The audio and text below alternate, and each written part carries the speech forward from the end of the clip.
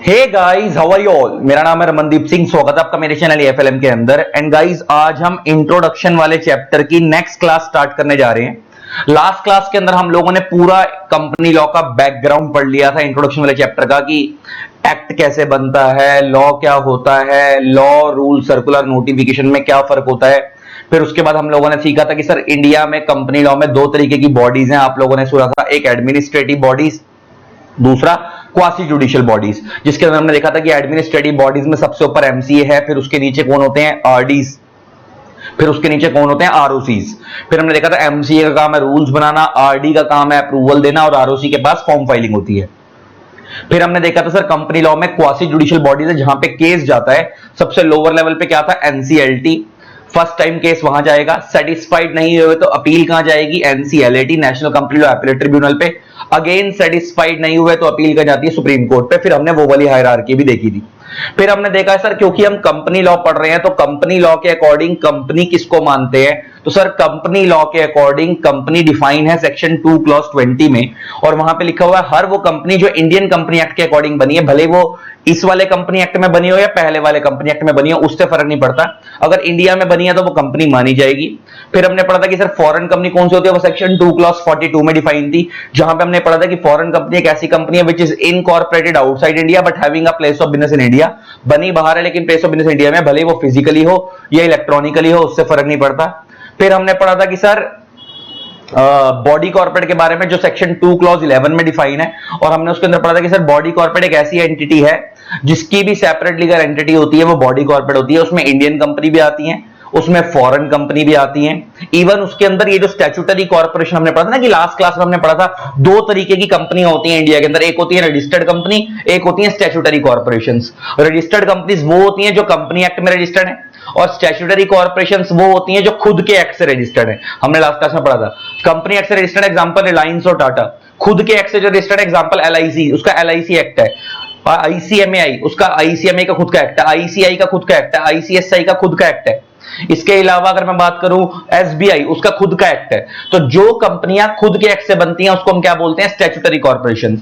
फिर हमने एक बात की थी, तो ये जो स्टैट्यूटरी कॉर्पोरेशंस होती हैं ये भी बॉडी कॉर्पोरेट का पार्ट है। सीधी सी भाषा में हर वो एंटिटी जिसकी सेपरेट लीगल एंटिटी होती है वो बॉडी कॉर्पोरेट होती है। फिर हमने पढ़ा था कि sir every company is a body corporate but every body corporate is not a company. Sir फिर हमने एक चीज और पढ़ी थी इसके अंदर, कि इंडिया में कंपनी शब्द डिराइव कहां से हुआ है, तो इंडिया में कंपनी शब्द दो लैटिन वर्ड से डिराइव हुआ था, कॉम और पनीस। कॉम का मतलब होता है विद और टुगेदर, पनीस का मतलब होता है ब्रेड और मील, तो दोनों को जोड़ दिया, टुगेदर टेकन अ मील। तो जिस तरीके से इकट्ठा खाना खाने को पहले कंपनी बोला जाता था, उस तरीके से इकट्ठा काम करने को आज की डेट में क्या बोला जाता है, कंपनी। फिर हमने एक चीज और पढ़ी थी कि सर ये जो स्टैट्यूटरी कॉर्पोरेशंस हैं, क्या इनके ऊपर कंपनी लॉ भी लगता है, answer is yes, company law भी लगता है। लेकिन अगर इनके एक्ट में और कंपनी एक्ट में कोई कंफ्लिक्ट होगा तो उनका वाला लॉ प्रिवेल करेगा। तो हमने एक एग्जांपल देखा था लास्ट क्लास के अंदर, कि जैसे एलआईसी एक्ट है, तो एलआईसी के लिए खुद का एक्ट है इंडिया में एलआईसी एक्ट, और कंपनी एक्ट भी उनके ऊपर लगेगा। तो एलआईसी एक्ट उनके लिए स्पेसिफिक लॉ हो गया, कंपनी एक्ट उनके लिए जनरल लॉ हो गया। तो अब जैसे अगर इन दोनों में, अगर दोनों सेम सेम चल रहे हैं तो कोई दिक्कत नहीं है, लेकिन अगर इन दोनों में कोई कंफ्लिक्ट होगा तो एलआईसी एक्ट की बात मानी जाएगी, एलआईसी एक्ट प्रिवेल कर जाएगा, कंपनी लॉ की बात नहीं मानी जाएगी। जैसे मैंने एक एग्जांपल दिया था कि कंपनी के अंदर, नॉर्मल कंपनी में कंपनी लॉ के अकॉर्डिंग 4 बोर्ड मीटिंग करानी होती है साल में मिनिमम, लेकिन एलआईसी एक्ट के अकॉर्डिंग 6 करानी होती है। तो अगर दोनों में कंफ्लिक्ट होगा तो एलआईसी की बात मानी जाएगी, तो इसका मतलब उनको 6 करानी पड़ेगी, 4 से काम नहीं चलेगा। तो ये सारा हमने बेस पढ़ा था। आज हम प्रॉपरली इसको, अभी तक हमने बुक से कुछ भी स्टार्ट नहीं करा था, आज हम बुक से स्टार्ट करने जा रहे हैं इस चैप्टर को। बहुत मजा आएगा। अब आपको बहुत सारी चीजें ऑलरेडी आती हैं, मेरे को समझाने की जरूरत नहीं है, मजा आने वाला, यू विल लव इट। करते हैं स्टार्ट। देखो, आपको पता है, सबसे पहले कंपनी एक्ट की बात कर रहा, तो आपको पता है सर कंपनी एक्ट कैसे बना, कोई भी एक्ट कैसे बनता है, पहले वो बिल होता है, फिर उसको पार्लियामेंट से पास कराते हैं, करेक्ट, तभी वो एक्ट बनता है। तो आज हम यही पढ़ने वाले हैं कि सर कोई भी एक्ट कैसे बनता है। आपको पता है सबसे पहले बिल होता है, फिर उसको बोथ हाउस ऑफ पार्लियामेंट से पास कराते हैं, फिर प्रेसिडेंट के साइन दिलवाते हैं, फिर वो एक्ट बनता है। तो जैसे कंपनी एक्ट 2013 है, तो सबसे पहले उसका बैकग्राउंड देखने कि सबसे पहले वो कंपनीज बिल था, जो कि पास करा लोकसभा ने 18 दिसंबर 2012 को, एंड पास करा राज्यसभा ने 8 अगस्त 2013 को। On receiving the assent of honourable president of India on August 29, 2013, it was notified on August 30 2013 as the companies act 2013। आपको पता है पहले वो बिल होता है, फिर उसको बोथ हाउस ऑफ पार्लियामेंट से पास कराते हैं, फिर प्रेसिडेंट के साइन कराते हैं, फिर वो एक्ट बनता है। और उसके बाद मैंने आप लोगों को बताया था कि एक बार जब वो एक्ट बन जाता है तो वो लॉ बन गया, तो उसके बाद उसको ऑफिशियल गजेट ऑफ इंडिया में पब्लिश कर देते हैं। और पब्लिश करने के बाद अगर कोई इफेक्टिव डेट बताई जाती है तो उस डेट से इफेक्टिव होता है, अगर कोई डेट नहीं बताई जाती तो जिस दिन पब्लिश किया जाता है उसी डेट से इफेक्टिव होता है ये लॉ। तो इसका मतलब, और मैंने आपको बताया था यहां पे कि ये जो लॉ है ये अगस्त 30 2013 को ऑफिशियल गजेट में पब्लिश किया गया था।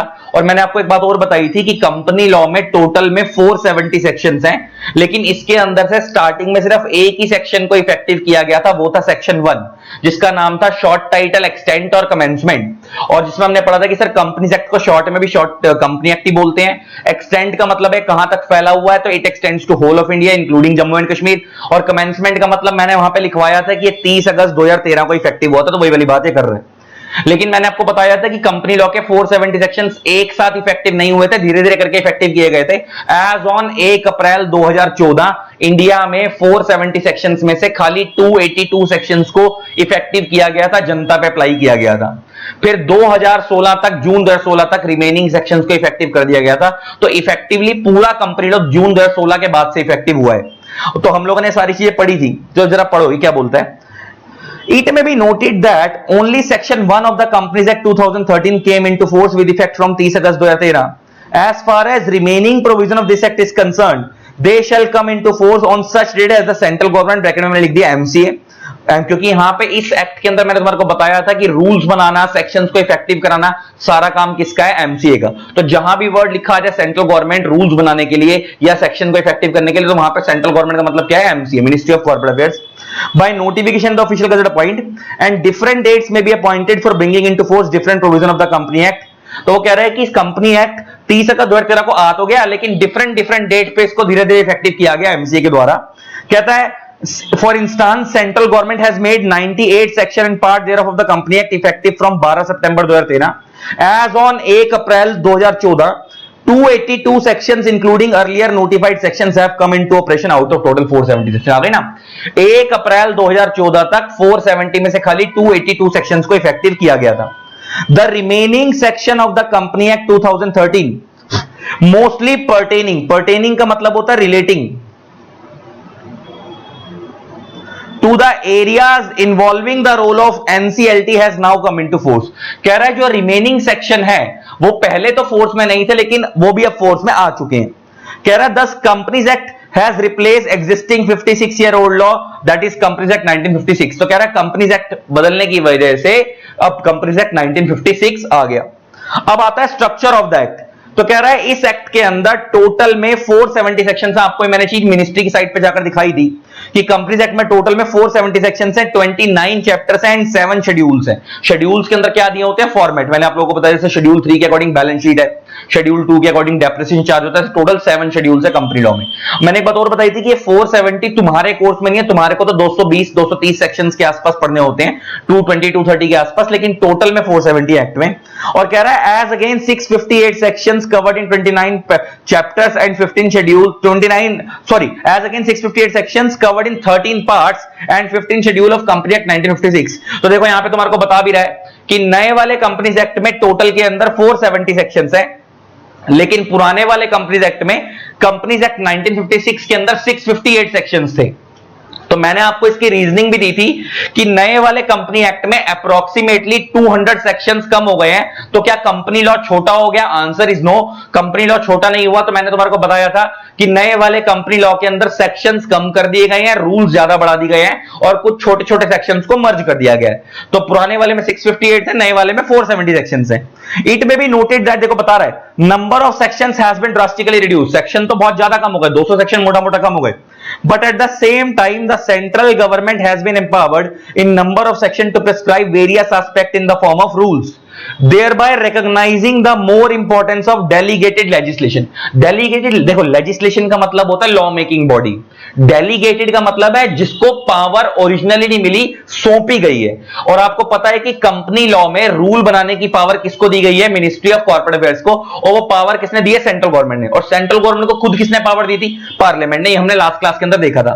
तो इसका मतलब वो ये कह रहा है कि नए वाले कंपनी लॉ में सेक्शंस कम कर दी गए हैं, लेकिन डेलीगेटेड लेजिस्लेशन की इंपॉर्टेंस बढ़ा दी गई है। मतलब एमसीए को पावर ज्यादा दे दी गई है कि आप रूल ज्यादा बनाओ। सेक्शन कम कर दिए गए हैं, रूल ज्यादा बढ़ा दिए गए हैं। और मैंने आपको बताया था ऐसा क्यों करा गया है, क्योंकि नए वाले कंपनी लॉ में स्केलेटन अप्रोच पे नए वाले कंपनी लॉ को बनाया गया। हमने ये भी बात की थी।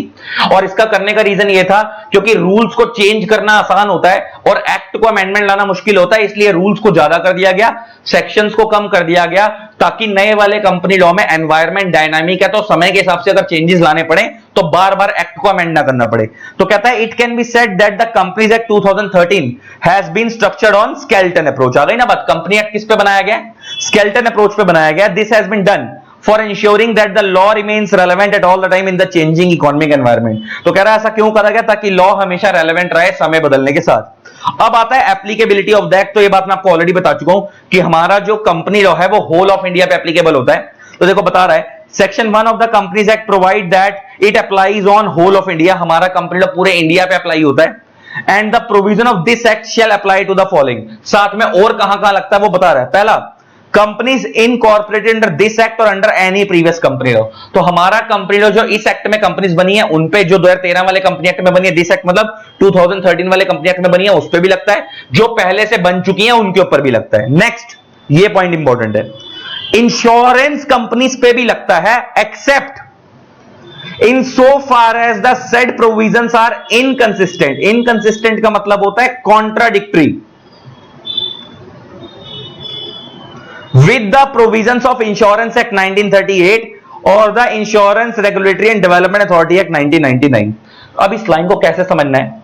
आपको याद होगा इंडिया में इंश्योरेंस कंपनीज के लिए ना अलग से लॉ है, जैसे इंश्योरेंस एक्ट है, IRDA एक्ट है, insurance regulatory development authority act. तो कह रहा है कि हमारा कंपनी लॉ इंश्योरेंस कंपनीज पे भी लगेगा, लेकिन except in so far as the set provision are inconsistent का मतलब है अगर हमारे कंपनी लॉ के प्रोविजन अगर इंश्योरेंस एक्ट से कॉन्ट्राडिक्ट करेंगे तो फिर हमारा कंपनी लॉ नहीं लगेगा। वही वाली बात हो गई, स्पेसिफिक लॉ प्रिवेल करेगा जनरल लॉ के ऊपर। इसका मतलब हमारा कंपनी लॉ इंश्योरेंस कंपनीज पे लगेगा तो सही, लेकिन अगर उनके वाले एक्ट से, जो इंश्योरेंस कंपनीज के खुद के बनाए हुए एक्ट है, इंश्योरेंस एक्ट और insurance regulatory development authority act, अगर उनके एक्ट से कोई कॉन्ट्राडिक्शन होती है तो उनके एक्ट की बात मानी जाएगी, कंपनी एक्ट की बात नहीं मानी जाएगी। इस लाइन का मतलब ये है। सेम आगे बढ़ते हैं।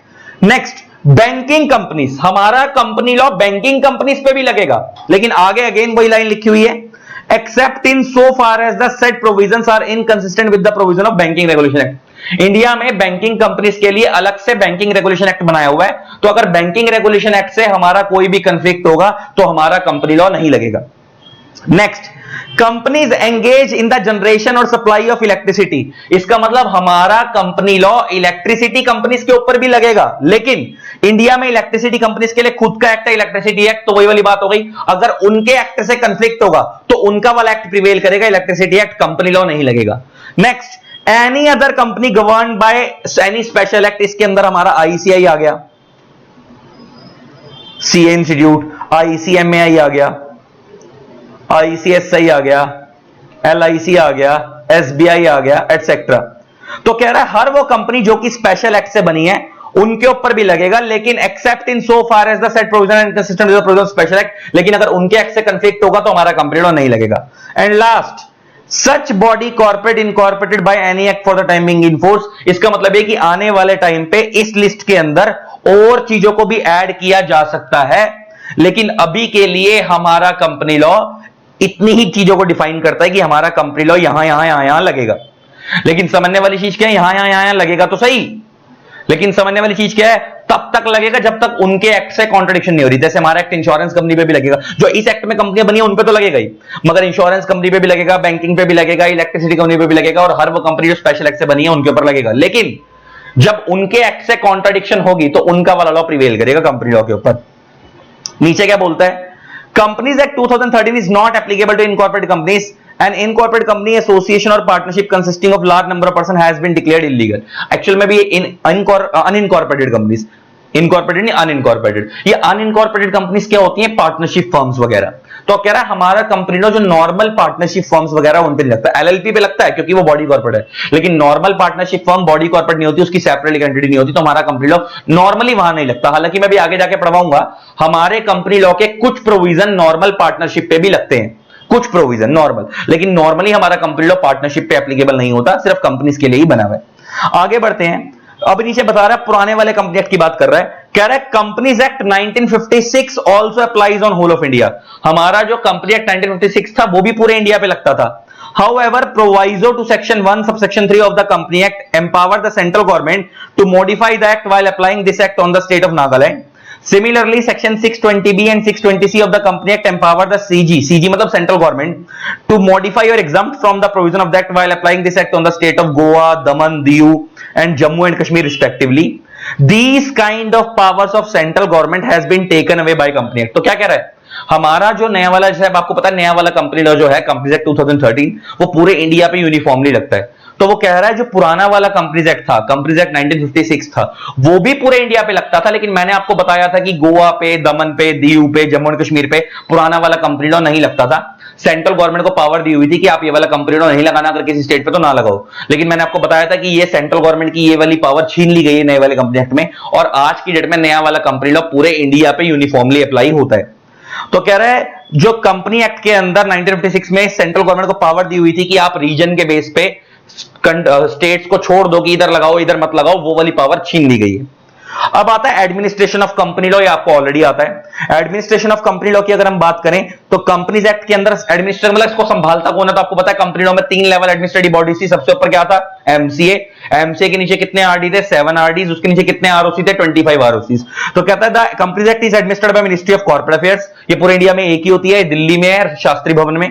It has the jurisdiction over the entire country, इसकी पूरी इंडिया के ऊपर ये एप्लीकेबल होता है। Further under the MCA there are 7 regional director. आपको पता है एमसीए के नीचे कितने आरडी हैं? 7 रीजनल डायरेक्टर हैं, 1 for each reason, that is north east west south, north east north west south east. और ये कहां कहां लोकेटेड है? नॉर्थ वाला लोकेटेड है दिल्ली में, ईस्ट वाला लोकेटेड है कोलकाता में, वेस्ट वाला लोकेटेड है मुंबई में, साउथ वाला लोकेटेड है चेन्नई में, नॉर्थ ईस्ट वाला लोकेटेड है शिलांग में, नॉर्थ वेस्ट वाला लोकेटेड है अहमदाबाद में, एंड साउथ ईस्ट वाला लोकेटेड है हैदराबाद में। तो इस तरीके से फैले हुए हैं आरडीज, और इनका काम क्या होता है? स्पेसिफिक अप्रूवल्स देना प्लस आरओसी के ऊपर सुपरविजनिंग करना, और आरडी के ऊपर सुपरविजनिंग कौन करता है? एमसीए।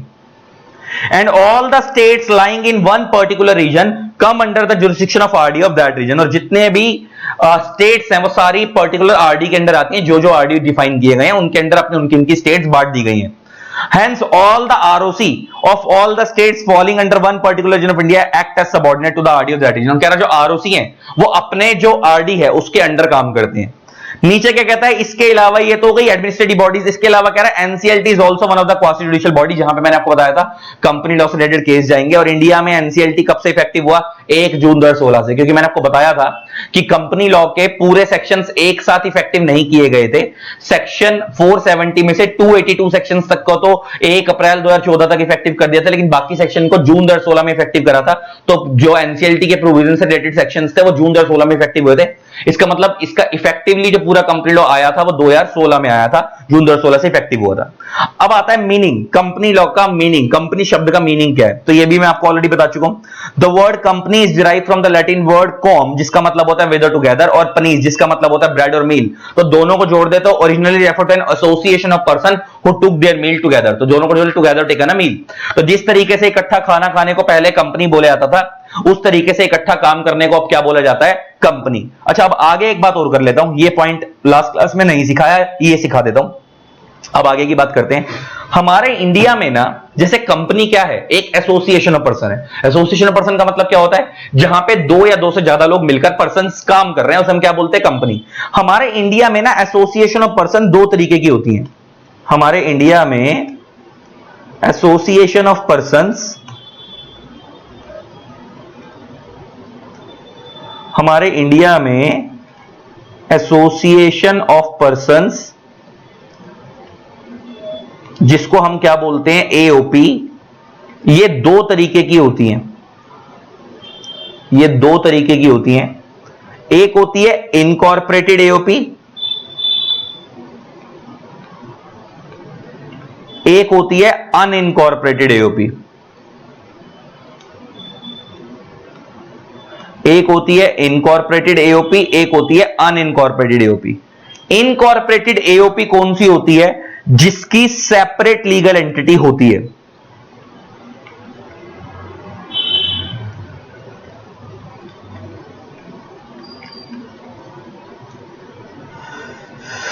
जिसकी सेपरेट लीगल एंटिटी होती है। अनइनकॉर्पोरेटेड एओपी कौन सी होती है? जिसकी सेपरेट लीगल एंटिटी नहीं होती।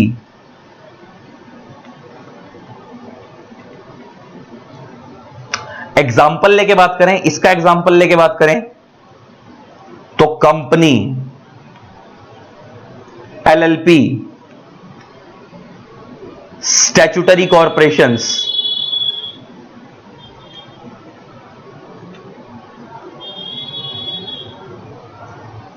एटसेट्रा, ये सब क्या है? Incorporated AOP. अनइनकॉर्पोरेटेड एओपी का एग्जांपल लेके बात करें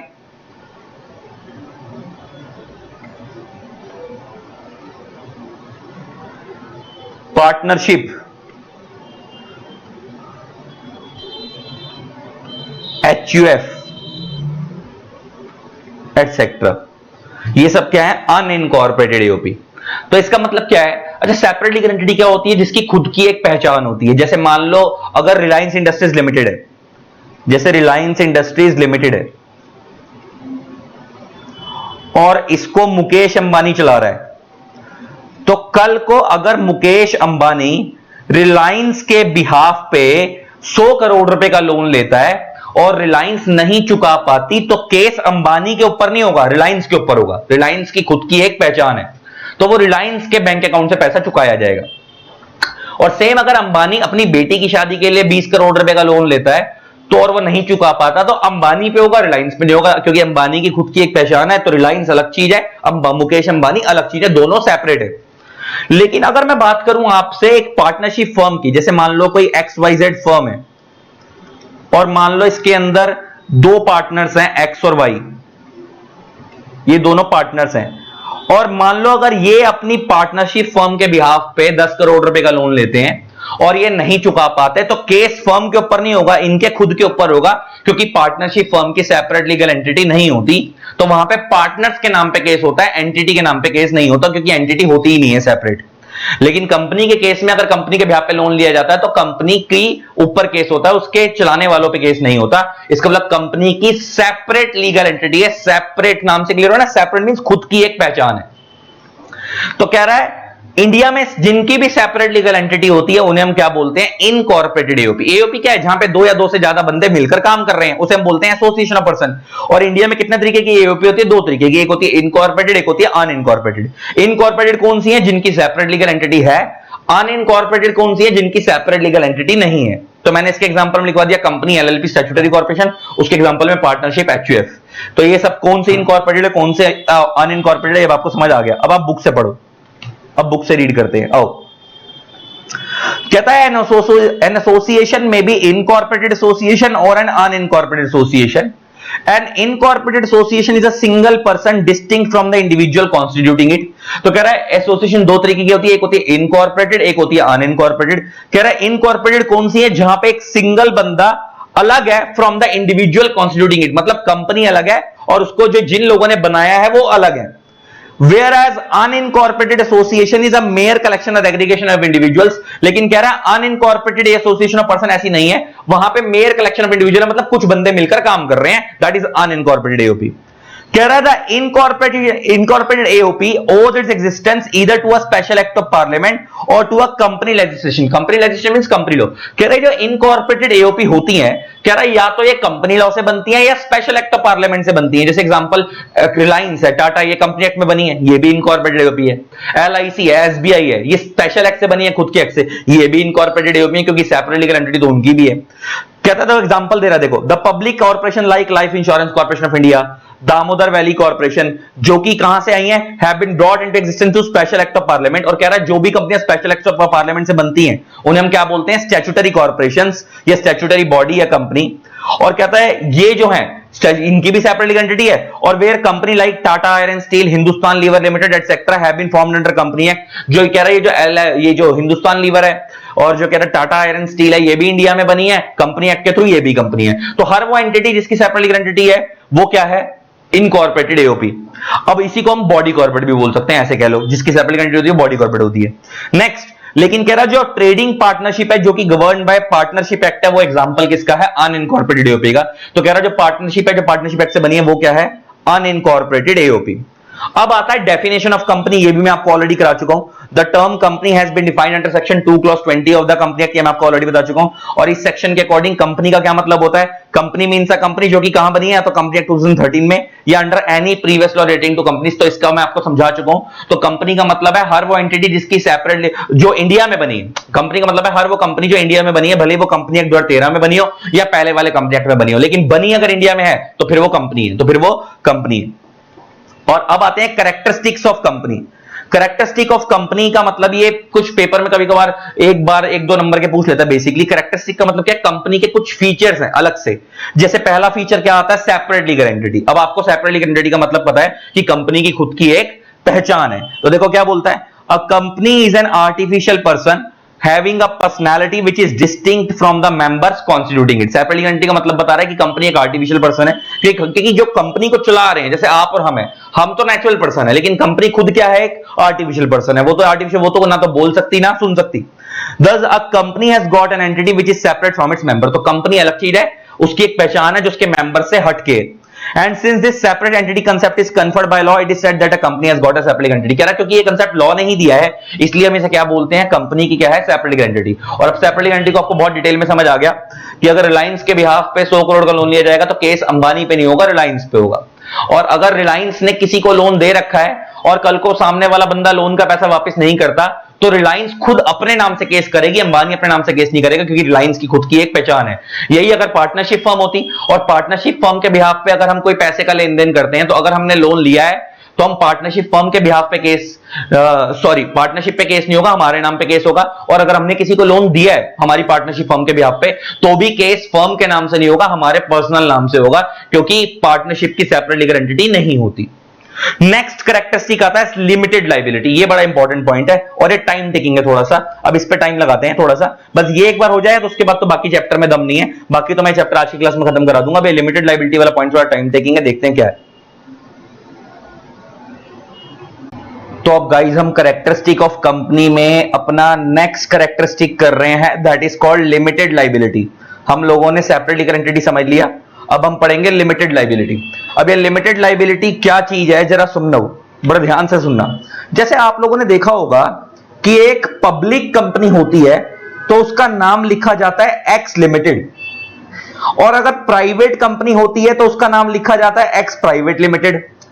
तो ये लिमिटेड वर्ड क्या इंडिकेट करता है, आज हम उसी के बारे में समझ रहे हैं। ये लिमिटेड वर्ड क्या इंडिकेट करता है कि कंपनी की लायबिलिटी लिमिटेड है, कंपनी के मेंबर की लायबिलिटी लिमिटेड है, या दोनों की लिमिटेड है। क्योंकि जब हम बोल रहे हैं एक्स लिमिटेड या प्राइवेट लिमिटेड, ये जो कंपनी के नाम में लिमिटेड वर्ड आखिरी में लिखा होता है, ये इंडिकेट क्या करता है, आज ये समझने जा रहे हैं हम।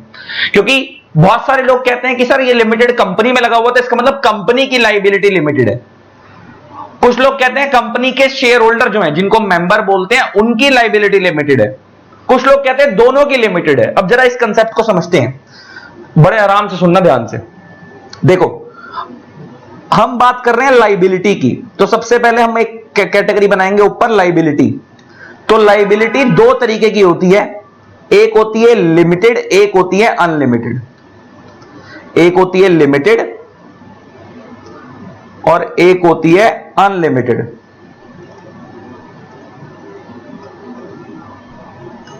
जब मैं बोलूं लिमिटेड, तो लिमिटेड में भी फर्दर तीन तरीके की होती हैं। एक होती है लिमिटेड बाय शेयर्स,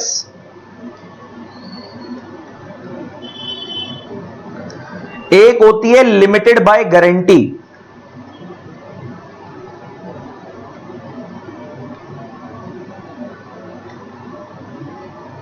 गारंटी,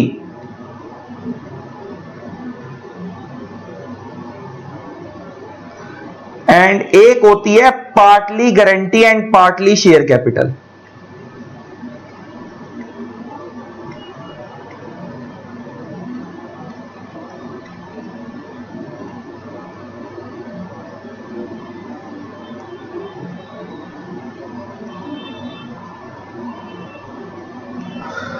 तो गारंटी लिमिटेड में भी फर्दर तीन तरीके की होती है, एक होती है लिमिटेड बाय शेयर्स, एक होती है लिमिटेड बाय गारंटी और एक होती है partly guarantee and partly share capital. और फिर नेक्स्ट कंपनी कौन सी होती है? Unlimited liability company. तो लायबिलिटी दो कैटेगरी सबसे पहले हमने बांटी, एक होती है लिमिटेड, एक होती है अनलिमिटेड। लिमिटेड में फर्दर तीन category, limited by share, limited by guarantee, तीसरा partly guarantee partly share capital. अब तीनों क्या होती हैं इनको वन बाय वन समझते हैं तो आपको ज्यादा बेटर अंडरस्टैंडिंग आएगी कि भाई लायबिलिटी का कंसेप्ट क्या है। अब ध्यान से सुनना, जैसे मान लो सबसे पहले समझते हैं हम लिमिटेड बाय शेयर्स कंपनी क्या होती है। लिमिटेड बाय शेयर्स, तो इस कॉन्सेप्ट को जब हम समझेंगे तब समझ आएगा कि कंपनी की लायबिलिटी लिमिटेड होती है या कंपनी के मेंबर की लायबिलिटी लिमिटेड होती है। लिमिटेड बाय शेयर वाला कंसेप्ट समझते हैं। जैसे मान लो एक कंपनी है एक्स प्राइवेट लिमिटेड, एक प्राइवेट कंपनी बनाई गई है। आपको पता है कि सर इंडिया में प्राइवेट कंपनी बनाने के लिए मिनिमम 2 शेयर होल्डर चाहिए होते हैं और 2 डायरेक्टर चाहिए होते हैं। अब मान लो इसको 2 बंदों ने बनाया, एक्स ने और वाई ने, ये दोनों इस कंपनी के शेयर होल्डर भी हैं और यही दोनों इस कंपनी के डायरेक्टर भी हैं। तो यही दोनों इस कंपनी के शेयर होल्डर भी, यही दोनों इस कंपनी के डायरेक्टर, मतलब पैसा भी इन्होंने लगाया और मैनेज भी यही कर रहे हैं, इस कंपनी को संभाल भी यही रहे हैं। तो 2 बंदों ने मिलकर कंपनी बनाई एक्स प्राइवेट लिमिटेड। अब मान लो इस कंपनी के अंदर जो कंपनी की जो टोटल ऑथराइज शेयर कैपिटल है वो है 10,000 शेयर्स एट ₹10 ईच। ये कंपनी की ऑथराइज शेयर कैपिटल है और यही इशूड शेयर कैपिटल भी है। कंपनी के 10,000 शेयर एट ₹10 ईच कंपनी की कैपिटल है, मतलब कितने की हो गई? 1 लाख रुपए की। ये कंपनी की कैपिटल है, यही ऑथराइज है, ये इशू भी, मतलब इतने के इतने शेयर्स कंपनी ने इशू भी कर दिए। अच्छा, तो 10,000 शेयर कंपनी ने इशू करे, उसमें से एक्स ने लिए 5,000 शेयर्स एंड वाई ने लिए 5,000 शेयर्स।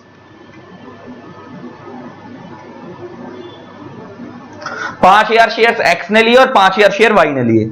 अच्छा, कितने रुपीज ईच है? एट ₹10 ईच है। लेकिन कंपनी ने अभी जो कॉल्ड अप करा है वो एट ₹7 ईच करा है, मतलब 10 रुपए का शेयर है, लेकिन कंपनी ने कितना मंगाया है अभी शेयर होल्डर से? एट ₹7 ईच मंगाया है, मतलब 5,000 इंटू में 7 रुपए के हिसाब से मंगाया है। जबकि मंगा कितना सकती थी कंपनी? 5,000 इंटू में 10, लेकिन अभी मंगाया कितना है? 5,000 इंटू में 7। तो अनकॉल्ड कितना हो गया? अगर कॉल्ड इतना है, कॉल्ड अप इतना है, तो अनकॉल्ड कितना हो गया? At ₹3 each.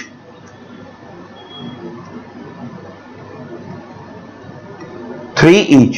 तो अगर हम बात करें जितना मंगाया, मान लो शेयर होल्डर्स ने उतना पे भी कर दिया, तो पेड अप कितना हो गया? पेड अप हो गया 5,000 इंटू में 7 रुपए मंगाया था कंपनी ने, 7 रुपए शेयर होल्डर ने पे भी कर दिया, तो 35,000 पे कर दिया शेयर होल्डर्स ने। एक्स ने 35,000 पे कर दिया। वाई ने कितना पे करा? 5,000 इंटू में 7, वाई ने भी 35,000 पे कर दिया। तो अनपेड कितना रह गया दोनों की तरफ से? अनपेड कितना रह गया? 15,000 15,000। 5,000 इंटू में 3, जो अनकॉल्ड है वही अनपेड, अभी तक इतना ही नहीं मंगाया, और 5,000 इंटू में 3, तो अनपेड कितना रह गया? 15,000 और 15,000। तो 15,000 दोनों की तरफ से क्या रह गया? अनपेड रह गया। तो ये कंपनी के हालात है। अच्छा, ये जो पैसा लगाया गया है, ये कंपनी बनने से पहले इन दोनों ने कंपनी के नाम पे शेयर सब्सक्राइब करे। अभी कंपनी बनी नहीं थी, बनने जा रही थी, फिर इन्होंने कंपनी के शेयर सब्सक्राइब करे। धन जब ये कंपनी बनी तो ये दोनों इस कंपनी के क्या बन गए? Share holder. इन्होंने इतने शेयर लगाए और इन्होंने कंपनी बनते के टाइम पे इतना पैसा लगा दिया। तो ये पैसा इन्होंने अपनी जेब से लगाया कंपनी के अंदर। फिर लेटर ऑन क्या हुआ?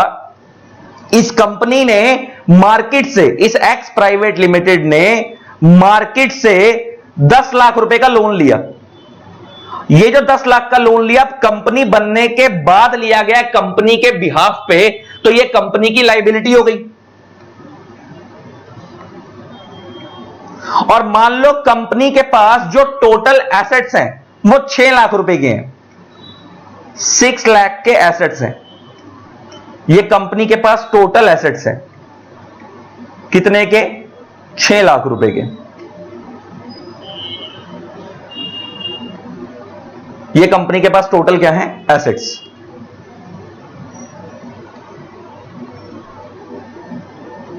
₹6 लाख के। मान लो later on company goes into winding up, company के हालात बुरे हो गए और कंपनी वाइंडिंग अप में आ गई।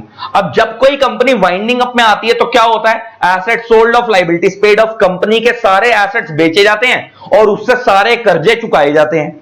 अब दिक्कत क्या है कि कंपनी के पास एसेट है खाली 6 लाख के, लायबिलिटी है 10 लाख रुपए की।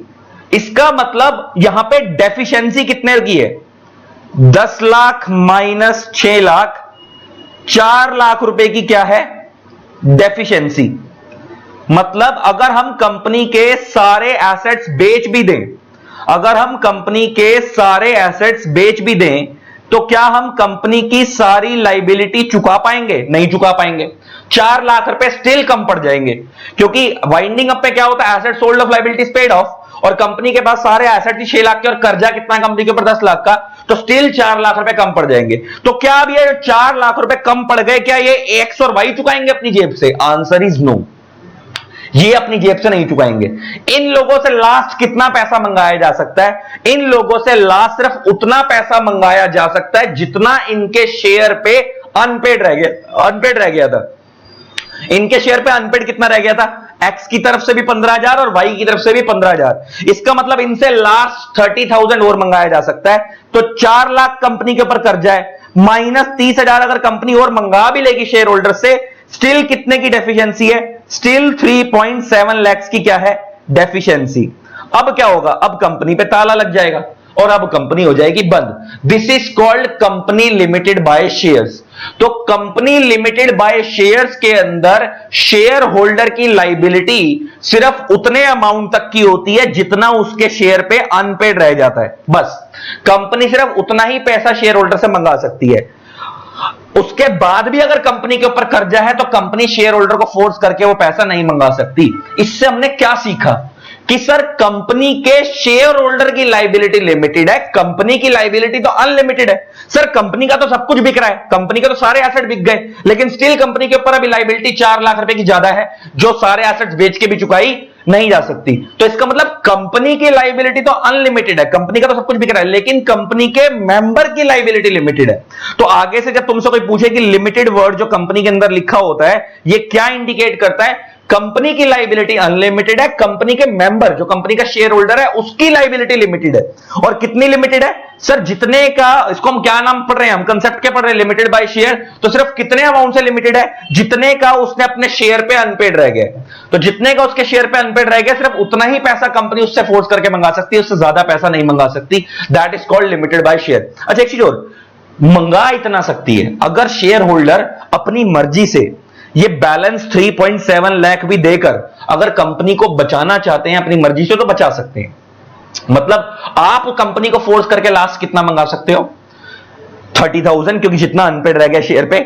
लेकिन एक्स्ट्रा पैसा जो अभी कंपनी के ऊपर कर्जा है एक्स्ट्रा पैसे का, वो कंपनी शेयर होल्डर से मंगा तो नहीं सकती फोर्सफुली, लेकिन शेयर होल्डर अगर अपनी मर्जी से देकर अपनी कंपनी को बचाना चाहते हैं तो बचा सकते हैं।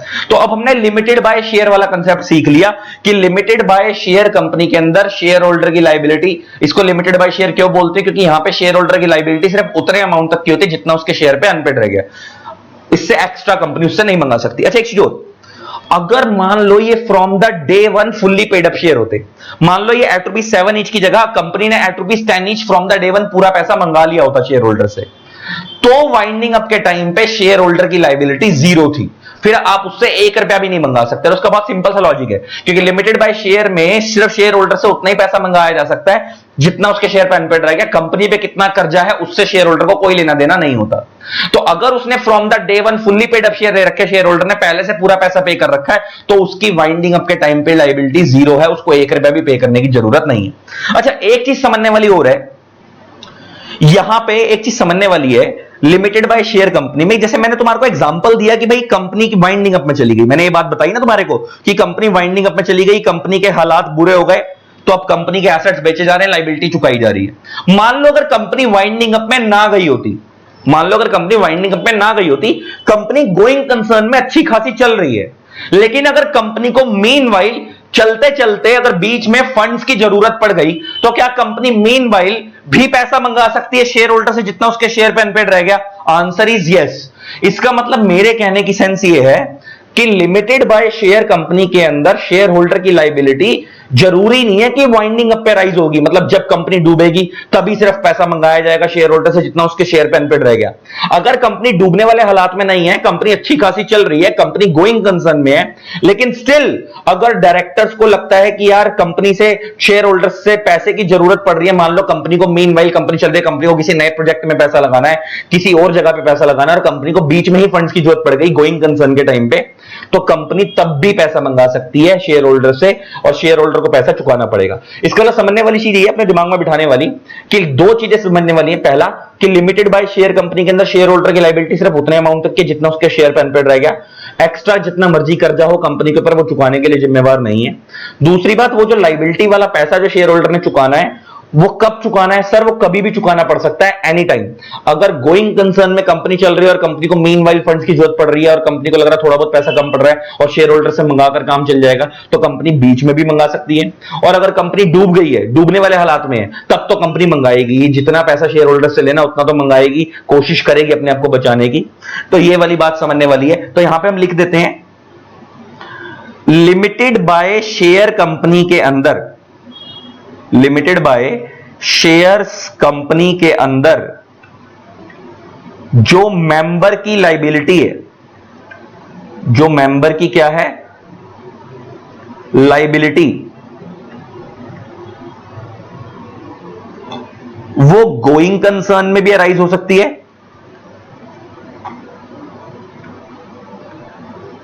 एंड वाइंडिंग अप में भी अराइज हो सकती है।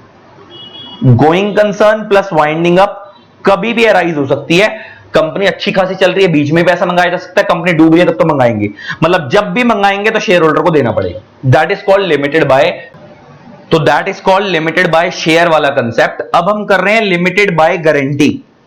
अब ये क्या चीज है जरा देखो, लिमिटेड बाय गारंटी क्या होता है, ये क्या कॉन्सेप्ट होता है limited by guarantee.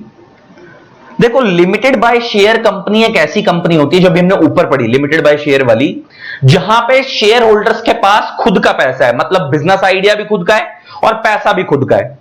Limited by guaranteeing company जो हम पढ़ने जा रही है एक ऐसी कंपनी है जहां पे आपके पास आइडिया तो है लेकिन पैसा नहीं है।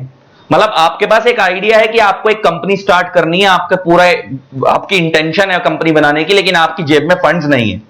तो ऐसे लोग जिनके पास पैसा नहीं है, ऐसे लोग क्या करते हैं, लिमिटेड बाय गारंटी कंपनी बनाते हैं बैंकों से लोन लेकर। तो basically limited by guarantee company generally bank से लोन लेकर बनाई जाती है। अब ये कैसे कंसेप्ट वर्क करता है बड़े ध्यान से सुनना। जैसे मान लो एक कंपनी बनाई जा रही है एक्स प्राइवेट लिमिटेड, और मान लो ये लिमिटेड बाय गारंटी कंपनी बनाई जा रही है, तो अब इसके अंदर दो मेंबर होंगे एक्स और वाई, क्योंकि आपको पता है एक प्राइवेट कंपनी बनाने के लिए दो मेंबर चाहिए, दो डायरेक्टर चाहिए। तो मान लो यही दोनों मेंबर भी हैं और यही दोनों डायरेक्टर भी हैं, यही दोनों मेंबर भी हैं और यही दोनों डायरेक्टर्स भी हैं, मेंबर भी यही हैं डायरेक्टर भी यही हैं। अब क्या हुआ, जब इन लोगों ने कंपनी बनाई, जब इन दोनों ने कंपनी बनाई तो इन दोनों के पास पैसे तो थे नहीं कंपनी बनाने के लिए, तो ये लोग गए बैंक के पास और बैंक को जाकर बोला कि हमें कंपनी बनानी है, उसके लिए फंड चाहिए। तो बैंक कहता है कि भाई हम पैसा तो दे देंगे, लेकिन क्या श्योरिटी है कि तुम्हारी ये कंपनी हमारा पैसा वापस कर देगी। तो ये दोनों कहते हैं कि भाई हम कंपनी बनाने के लिए पैसा लेकर जा रहे हैं और हम ये पर्सनल जिम्मेवारी लेते हैं, अपने नाम से गारंटी देते हैं कि कल को अगर ये कंपनी के हालात बुरे हो गए और ये कंपनी पैसा नहीं चुका पाई तो हम अपनी जेब से किसी भी हालात से पैसा ला कर देंगे, लेकिन आपको चुकाएंगे। तो उस केस में क्या होता है कि जो कंपनी का एमओए होता है, मेमोरेंडम ऑफ एसोसिएशन, आपको पता है कंपनी में दो चीजें होती हैं, एक होता है एमओए, एक होता है एओए।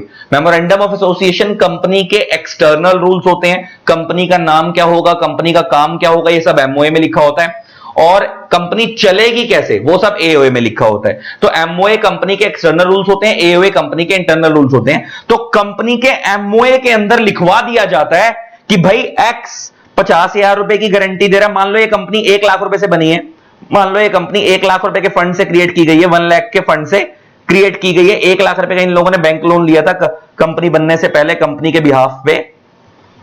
तो 1 लाख रुपए से मान लो कंपनी बनाई गई है, तो 50,000 रुपए की गारंटी एक्स ने दे दी, 50,000 रुपए की गारंटी वाई ने दे दी। तो इन दोनों ने क्या करा, अपने अपने अमाउंट्स की क्या दे दी, गारंटी दे दी। इन दोनों ने 50,000 रुपए की क्या दे दी, गारंटी दे दी। अब इन दोनों ने कंपनी बना ली। अब कंपनी के पास जब एक बार बन गई, तो ये तो अभी 1 लाख रुपए इन्होंने कंपनी बनने के बिहाफ पे लिया था, कंपनी बनने से पहले लिया था। एक कंपनी को बनाने के लिए। तो ये दोनों ने, ये जो 1 लाख रुपए इन्होंने लिया है अपनी पर्सनल कैपेसिटी में लिया है कि कल को कोई भी दिक्कत होगी तो ये 50-50 हजार तो हम हर हालात में चुकाएंगे। जब कंपनी बन गई तो कंपनी बनने के बाद कंपनी के बिहाफ पे 10 लाख रुपए का लोन और लिया गया। कंपनी बनने के बाद कंपनी के बिहाफ पे 10 लाख का लोन और लिया गया कंपनी के बिहाफ पे। अब ये कंपनी के बिहाफ पे लिया गया तो कंपनी के नाम से लिया गया। जो पहले वाला लोन था जो 1 लाख रुपए का लिया गया था वो तो इन दोनों ने कंपनी बनाने के लिए लिया था, तो कंपनी के लिए लिया था, लेकिन लिया तो कंपनी अभी बनी नहीं थी तो अपनी पर्सनल कैपेसिटी में लिया था वो वाला 1 लाख का लोन। लेकिन ये जो 10 लाख का लोन लिया गया कंपनी बनने के बाद कंपनी के बिहाफ पे लिया गया, कंपनी के नाम पे लिया गया। अब 10 लाख का लोन ले लिया, मान लो अगेन वही सिचुएशन बना देते हैं, letter on company goes into winding up. अब कंपनी के हालात बुरे हो गए और कंपनी के ऊपर 10 लाख का लोन है और मान लो वही अगेन सिचुएशन बना देते हैं, कंपनी के पास 6 लाख रुपए के एसेट्स हैं। एसेट्स कितने के? 6 लाख के, और कंपनी के ऊपर लायबिलिटी कितने की? 10 लाख की। तो इसका मतलब अगर कंपनी के, अच्छा लायबिलिटी 10 लाख की खाली ये वो वाली है जो कंपनी के बिहाफ पे ली गई है, ये लायबिलिटी ये वाली जो कंपनी के बिहाफ पे ली। 1 लाख रुपए की लायबिलिटी और है एक्स्ट्रा जो ऊपर जो कंपनी बनने से पहले कंपनी के बिहाफ पे ली गई थी। अच्छा ये जो 1 लाख रुपए की लायबिलिटी कंपनी के बिहाफ पे ली गई थी ना, ये बाद में मेंबर्स कंपनी से रिम्बर्स करवाते हैं कि भाई ये हमने तुम्हारी कंपनी को बनाने के लिए लिया था और ये पैसा हमारे को रिम्बर्स करो। तो कायदे से देखा जाए तो कंपनी के ऊपर 10 लाख की लायबिलिटी नहीं है, 11 लाख की लायबिलिटी है। 10 लाख की लायबिलिटी वो जो कंपनी बनने के बाद ली गई है और 1 लाख रुपए की लायबिलिटी वो जो कंपनी बनने से पहले ली गई है। कंपनी बनने से पहले कंपनी को बनाने के लिए ली गई है। कंपनी के ऊपर 11 लाख की लायबिलिटी है और कंपनी के पास एसेट्स कितने के हैं? 6 लाख रुपए के। इसका मतलब अगर हम कंपनी के सारे एसेट्स बेच भी दें तो तब भी कितने की डेफिशिएंसी है? 5 लाख रुपए की। 5 लाख की डेफिशिएंसी कैसे निकल कर आई समझ आ गया ना? 10 लाख का लोन तो यही वाला है तो 4 लाख तो इसी में कम पड़ गए और 1 लाख जो पहले लिया था कंपनी को बनाने के लिए वो वाला, तो 5 लाख की डेफिशिएंसी है। तो स्टिल सारे एसेट्स बेचने के बाद भी हम कंपनी को सारा कर्जा नहीं चुका पा रहे। अब ऐसे केस में कंपनी लिमिटेड बाय गारंटी में मेंबर्स को कॉल की जाएगी और बोला जाएगा सर उतना पैसा चुकाओ जितने पैसे की आपने गारंटी भरी थी। तो इन्होंने गारंटी कितने की भरी थी? कंपनी बनने से पहले 50-50 हजार रुपए की 1 लाख की गारंटी भरी थी, तो ये पैसा तो इनको हर हालात में देना पड़ेगा। तो 5 लाख में से माइनस कर देते हैं 1 लाख, जो गारंटी वाला अमाउंट था ये माइनस हो जाएगा, ये इनको देना ही पड़ेगा। स्टिल कितने की डेफिशिएंसी रह गई? अभी भी कितने की डेफिशिएंसी रह गई? 4 लाख रुपए की। अब इस 4 लाख रुपए के लिए ये दोनों को फोर्स नहीं किया जा सकता, ये दोनों जिम्मेवार नहीं है, इन दोनों को फोर्स नहीं किया जा सकता। अगर इनको अपनी मर्जी से देना है कंपनी को बचाने के लिए तो ये देंगे, लेकिन फोर्स करके इनसे पैसा नहीं मंगाया जा सकता। तो आई होप आपको लिमिटेड बाय गारंटी कंपनी समझ आई होगी। लिमिटेड बाय शेयर कंपनी और लिमिटेड बाय गारंटी में कंपनी में क्या फर्क है अब आपको समझ आ गया।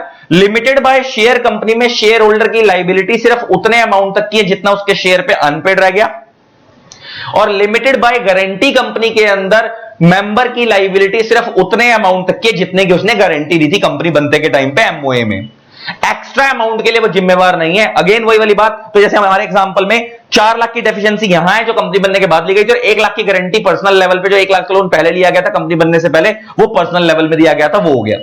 तो यहां पे उस 1 लाख रुपए के लिए ये लोग जिम्मेवार है क्योंकि उसकी इन्होंने गारंटी दी थी, लेकिन बाकी के 4 लाख के लिए जिम्मेवार नहीं है। तो इसका मतलब लिमिटेड बाय शेयर कंपनी में शेयर होल्डर की लायबिलिटी सिर्फ उतने अमाउंट तक के जितना उसके शेयर पे अनपेड रह गया, और लिमिटेड बाय गारंटी कंपनी के अंदर जितने की उसने गारंटी दी सिर्फ उतने अमाउंट के लिए जिम्मेवार है, एक्स्ट्रा अमाउंट के लिए वो जिम्मेवार नहीं है। अच्छा, इसमें और लिमिटेड बाय शेयर कंपनी में फर्क क्या है? देखो, लिमिटेड बाय गारंटी कंपनी आपने बैंक से लोन लेकर बनाई है।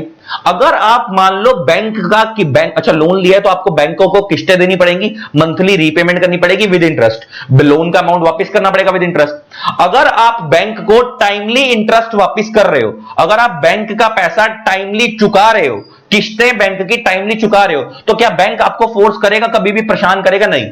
लेकिन अगर आपके हालात बुरे चल रहे हैं, आप बैंक का पैसा नहीं चुका पा रहे, तो क्या बैंक आपको फोर्स करेगा कि हमारी किस्तें चुकाओ फटाफट? मान लो आपने देखो, अगर आप मान लो टाइमली इंटरेस्ट पे कर रहे हो, टाइमली इंस्टॉलमेंट पे कर रहे हो, तो बैंक आपको कभी भी फोर्स नहीं करता कि उनका पैसा वापस करो। बैंक का तो फायदा है कि बैंक उस पैसे पे, लोन वाले पैसे पे इंटरेस्ट कमा रहा है। लेकिन अगर आप बैंक की 2 इंस्टॉलमेंट का डिफॉल्ट करके देख लो, आप बैंक की 2 किस्तें पे ना करो लोन की, तीसरी इंस्टॉलमेंट से पहले आपको कॉल आना शुरू हो जाएगा, सर आपने इंस्टॉलमेंट पे नहीं करी, हम आपके ऊपर एक्शन ले रहे हैं इसका। और आप इंस्टॉलमेंट पे कब नहीं कर पाते? जब आपके हालात बुरे होते हैं।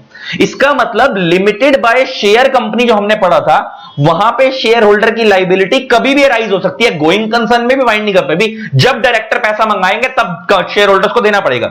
लेकिन लिमिटेड बाय गारंटी कंपनी के अंदर मेंबर्स की लाइबिलिटी ओनली वाइंडिंग अप पे राइज होती है, गोइंग कंसर्न में राइज नहीं होती, ओनली वाइंडिंग अप में अराइज होती है, गोइंग कंसर्न में अराइज नहीं होती।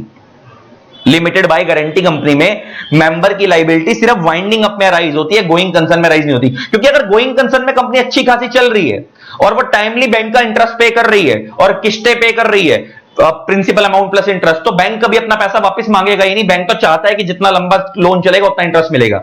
लेकिन जैसे ही आप इंटरेस्ट का डिफॉल्ट करना शुरू करोगे, इंस्टॉलमेंट का डिफॉल्ट करना शुरू करोगे, इसका मतलब आपके हालात बुरे चल रहे हैं, हालात बुरे चल रहे हैं मतलब आप वाइंडिंग अप में आ गए। अब बैंक फटाफट आपके ऊपर प्रेशर बनाकर सारा पैसा रिकवर करने की कोशिश करेगा।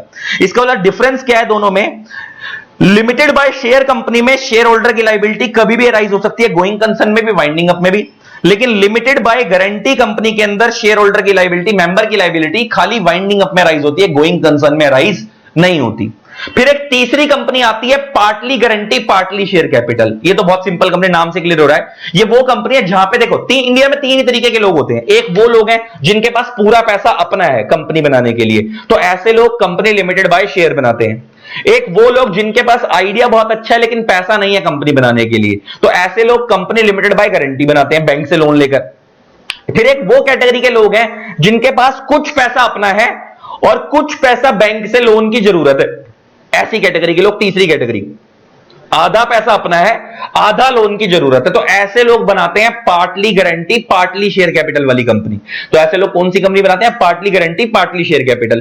तो partly guarantee partly share capital वाली में वही सिंपल अमाउंट है, कंसेप्ट सेम चलेगा कि जितना पैसा शेयर पे अनपेड रह गया उतना पैसा कभी भी मंगाया जा सकता है चुकाने के लिए, और जितना गारंटी वाला अमाउंट है वो सिर्फ कब मंगाया जाएगा? वाइंडिंग अप के टाइम पे। That is called partly guarantee partly share capital. Last company होती है unlimited liability company. Last company कौन सी है? Unlimited liability company. ये तो नाम से क्लियर हो रहा है। अनलिमिटेड लाइबिलिटी कंपनी का क्या मतलब है?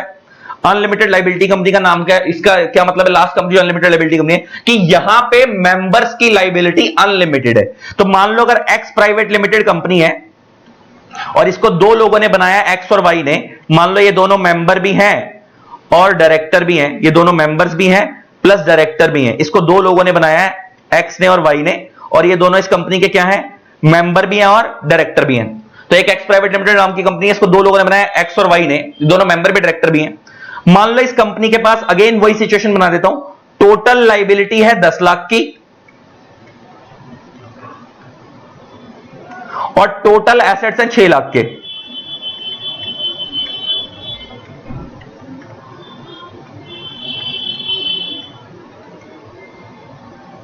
इस कंपनी के ऊपर टोटल लाइबिलिटी कितने की है? 10 लाख की। टोटल एसेट्स कितने के हैं? 6 लाख के। और मान लो ये कंपनी वाइंडिंग अप में चली गई, तो इसका मतलब यह है कि अगर वाइंडिंग अप पे के सारे एसेट्स बेच भी दें तो क्या इसकी लाइबिलिटी चुका पाएंगे? नहीं चुका पाएंगे। डेफिशिएंसी कितने की है? 4 लाख की डेफिशिएंसी है। 4 लाख की क्या है? डेफिशिएंसी। ये वाली कंपनी के अंदर ये 4 लाख रुपए कम पड़ गया, ये दोनों, ये 4 लाख रुपए इन दोनों को अपनी जेब से चुकाना पड़ेगा। That is called unlimited liability. जैसे ऊपर वाले कंसेप्ट में तो आपने क्या देखा, जैसे लिमिटेड बाय शेयर कंपनी में कंपनी के ऊपर जितना मर्जी कर जाओ, शेयर होल्डर को फर्क नहीं पड़ता, वो सिर्फ कितना चुकाता है? जितना उसके शेयर पे अनपेड रह जाता है। फिर लिमिटेड बाय गारंटी कंपनी में आपने क्या देखा? कंपनी के ऊपर जितना मर्जी कर जाओ, मेंबर सिर्फ उतना चुकाता है जितने की उसने क्या दी है? गारंटी दी है। यहां पे अनलिमिटेड लाइबिलिटी कंपनी में जितना पैसा कम पड़ जाएगा उतना इनको अपनी जेब से चुकाना पड़ेगा। That is called unlimited liability company. अच्छा एक चीज और, अनलिमिटेड लाइबिलिटी कंपनी का नाम कभी भी ऐसे नहीं लिखा जाता एक्स प्राइवेट लिमिटेड या बाय एक्स लिमिटेड, क्योंकि लास्ट में लिमिटेड तो लगा ही नहीं सकते, क्योंकि लिमिटेड वर्ड तो ये शो करता है लाइबिलिटी लिमिटेड है, और ये कंपनी कौन सी है? Unlimited liability company. तो अनलिमिटेड लाइबिलिटी कंपनी का नाम ऐसे लिखा जाता है, जैसे मान लो कोई पब्लिक कंपनी है और वैसे नॉर्मल कंपनी होती है उसका नाम कैसे लिखते हैं? एक्स वाई जेड लिमिटेड, अगर लिमिटेड वाली होती। अगर अनलिमिटेड वाली कंपनी है तो उसका नाम ऐसे लिखा जाएगा, एक्स वाई जेड ब्रैकेट में a public company with unlimited liability. पूरा इस तरीके से डिटेल में नाम लिखा जाएगा।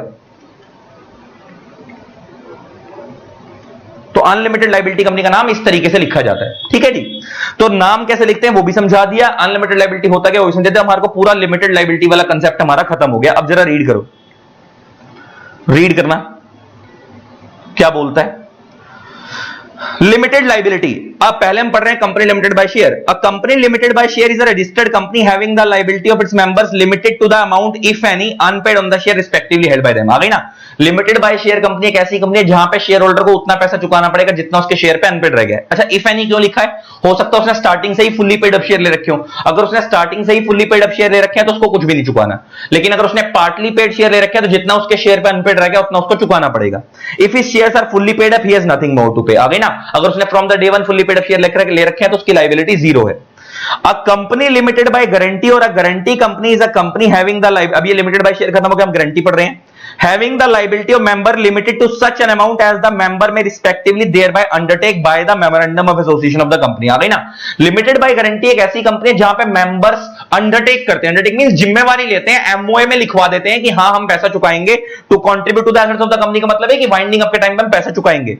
A special feature of this type of company is that the liability of the member to pay their guaranteed amount arises only when the company has gone into liquidation and not when it is going concern। Special feature क्या है इस company का कि यहां पे member की liability खाली winding up में राइज होती है। लिक्विडेशन मतलब वाइंडिंग अप, खाली वाइंडिंग अप में राइज होती है, गोइंग कंसर्न में राइज नहीं होती। इस कंपनी के एग्जांपल बता रहा है क्लब्स, ट्रेड एसोसिएशंस और example of company limited by guarantee.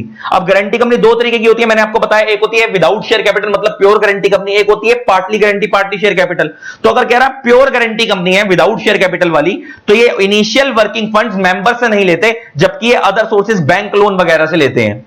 लेकिन अगर गारंटी कंपनी शेयर कैपिटल वाली है जिसमें partly guarantee partly share capital है, तो यहां पे शेयर होल्डर की टू फोल्ड लायबिलिटी होगी। एक तो जितना पैसा अनपेड रह जाएगा शेयर पे उतना जब मांगेगा तब चुकाना पड़ेगा व्हेनेवर कॉल्ड अपॉन टू पे, और जितने की गारंटी दी है वो पैसा सिर्फ कब चुकाना है? वाइंडिंग अप पे। देखो लाइन कितनी इंपॉर्टेंट है। शेयर वाला पैसा जब मंगाएंगे तब देना है व्हेनेवर कॉल्ड अपॉन टू पे, लेकिन गारंटी वाला पैसा सिर्फ कब देना है? वाइंडिंग अप पे। क्योंकि मैंने आपको बताई थी कि लिमिटेड बाय शेयर कंपनी के अंदर शेयर होल्डर की लायबिलिटी कभी भी राइज हो सकती है, गोइंग कंसर्न में भी वाइंडिंग अप में भी, लेकिन limited by guarantee company member की लायबिलिटी खाली वाइंडिंग अप में राइज होती है। और नेक्स्ट कंसेप्ट आता है अनलिमिटेड लायबिलिटी कंपनी। तो ये आपको पता ही है, अनलिमिटेड लायबिलिटी कंपनी एक ऐसी कंपनी है जहां पे मेंबर्स की liability unlimited, there is no limit on the liability of members, thus the maximum liability of the members of such a company could extend to their entire personal property। उनकी सारी personal property बिकवाई जा सकती है। तो ये हमारा next characteristic खत्म हो गया लिमिटेड लायबिलिटी वाला। अच्छा, नेक्स्ट कंसेप्ट आता है परपेचुअल सक्सेशन। परपेचुअल सक्सेशन अब आप लोगों को पता ही है। परपेचुअल सक्सेशन का मतलब क्या होता है? Member may come member may go, company goes on forever. Share holder आते रहेंगे, शेयर होल्डर जाते रहेंगे, कंपनी हमेशा चलती रहेगी। इसका क्या मतलब है? मान लो एक कंपनी है एक्स प्राइवेट लिमिटेड, मान लो इसको दो बंदों ने बनाया था, एक्स और वाई ने। अगर मान लो पाकिस्तान वालों ने इस कंपनी की छत पे बम मार दिया और कंपनी की बिल्डिंग उड़ा दी, मान लो बिल्डिंग बुड़ गई, ये दोनों मर गए, तो ये दोनों इस कंपनी के मेंबर थे, डायरेक्टर भी थे। अगर ये दोनों मर भी जाएंगे, कंपनी के दो शेयर होल्डर और दोनों मर भी जाएंगे, स्टिल कंपनी खत्म नहीं होगी, इनके बच्चे इस कंपनी को चलाएंगे। इसका मतलब ये है कि कंपनी कभी भी अगर शेयर होल्डर मर भी जाए तो खत्म नहीं होती, कंपनी की बिल्डिंग टूट जाए तब भी कंपनी खत्म नहीं होती। कंपनी बनी है लॉ के प्रोसेस से, तो कंपनी खत्म भी कैसे होगी? लॉ के प्रोसेस से।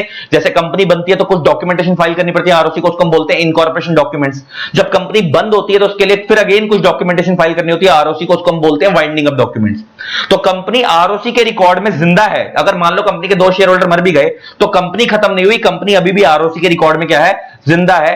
तो कंपनी को उसके जो बच्चे हैं वो चलाएंगे, जो उनके लीगल रिप्रेजेंटेटिव हैं, जो मेंबर मर गए हैं। कंपनी कभी खत्म नहीं होती। इसी को हम बोलते हैं परपेचुअल सक्सेशन। परपेचुअल का मतलब होता है परमानेंट। इसको हम एक चीज और बोलते हैं कॉन्टिन्यूअस। और सक्सेशन वर्ड बना सक्सेसर से, उत्तराधिकारी, फैमिली मेंबर्स। कि अगर कंपनी के दो शेयर होल्डर हैं या 7 शेयर होल्डर, अगर वो सारे मर भी जाएंगे तो कंपनी खत्म नहीं होगी, कंपनी लॉ की नजरों में जिंदा रहेगी, क्योंकि वो आरओसी के रिकॉर्ड में जिंदा है। वो पैदा हुई है लॉ के प्रोसेस से, तो खत्म भी कैसे होगी? लॉ के प्रोसेस से। तो कहता है an incorporated company never dies. Perpetual succession therefore means that the membership of a company may keep changing from time to time but does not affect its continuity। membership keep changing from time to time का मतलब है share holder आते रहेंगे, share holder जाते रहेंगे। मान लो एक company x private limited, ये दोनों मर गए, अब इनकी जगह पे ए और बी आ गए, तो शेयर होल्डर बदल गए लेकिन कंपनी आज भी क्या है? X private limited. तो कह रहा है member may come member may go, company can go forever. Share holder आते रहेंगे, शेयर होल्डर जाते रहेंगे, कंपनी हमेशा चलती रहेगी। इसी को हम क्या बोलते हैं? Perpetual succession. The company will remain the same entity despite the total change in the membership. जैसे मैंने बताया एक्स और वाई मर गए, उनकी जगह पे ए और बी आ गए, इनके बच्चे, तो ये दोनों मर भी गए, कंपनी की एंटिटी वही रहेगी एक्स प्राइवेट लिमिटेड, भले मेंबरशिप बदल जाए। Thus, the perpetual succession denotes the ability of a company to maintain its existence by the constant succession. Constant का मतलब होता है continuous succession. Continuous succession of new individuals who step into the shoes of those who cease to be the member. Cease means stop. तो कह रहा है perpetual succession का मतलब होता है कि स्टेप इनटू द शूज का मतलब है कि रिप्लेस करना, कि पहले वाले मेंबर की जगह रिप्लेस में नए वाले मेंबर आ जाएंगे लेकिन कंपनी हमेशा चलती रहेगी. This is called perpetual succession. अब नेक्स्ट कैरेक्टरिस्टिक पे मूव करते हैं, सेपरेट प्रॉपर्टी. ये क्या चीजें देखते हैं. नेक्स्ट कंसेप्ट है guys separate property. Separate property का सिंपल सा इतना मतलब है कि अगर आप किसी कंपनी के शेयर होल्डर हो तो आप उस कंपनी के प्रॉपर्टी के मालिक नहीं हो.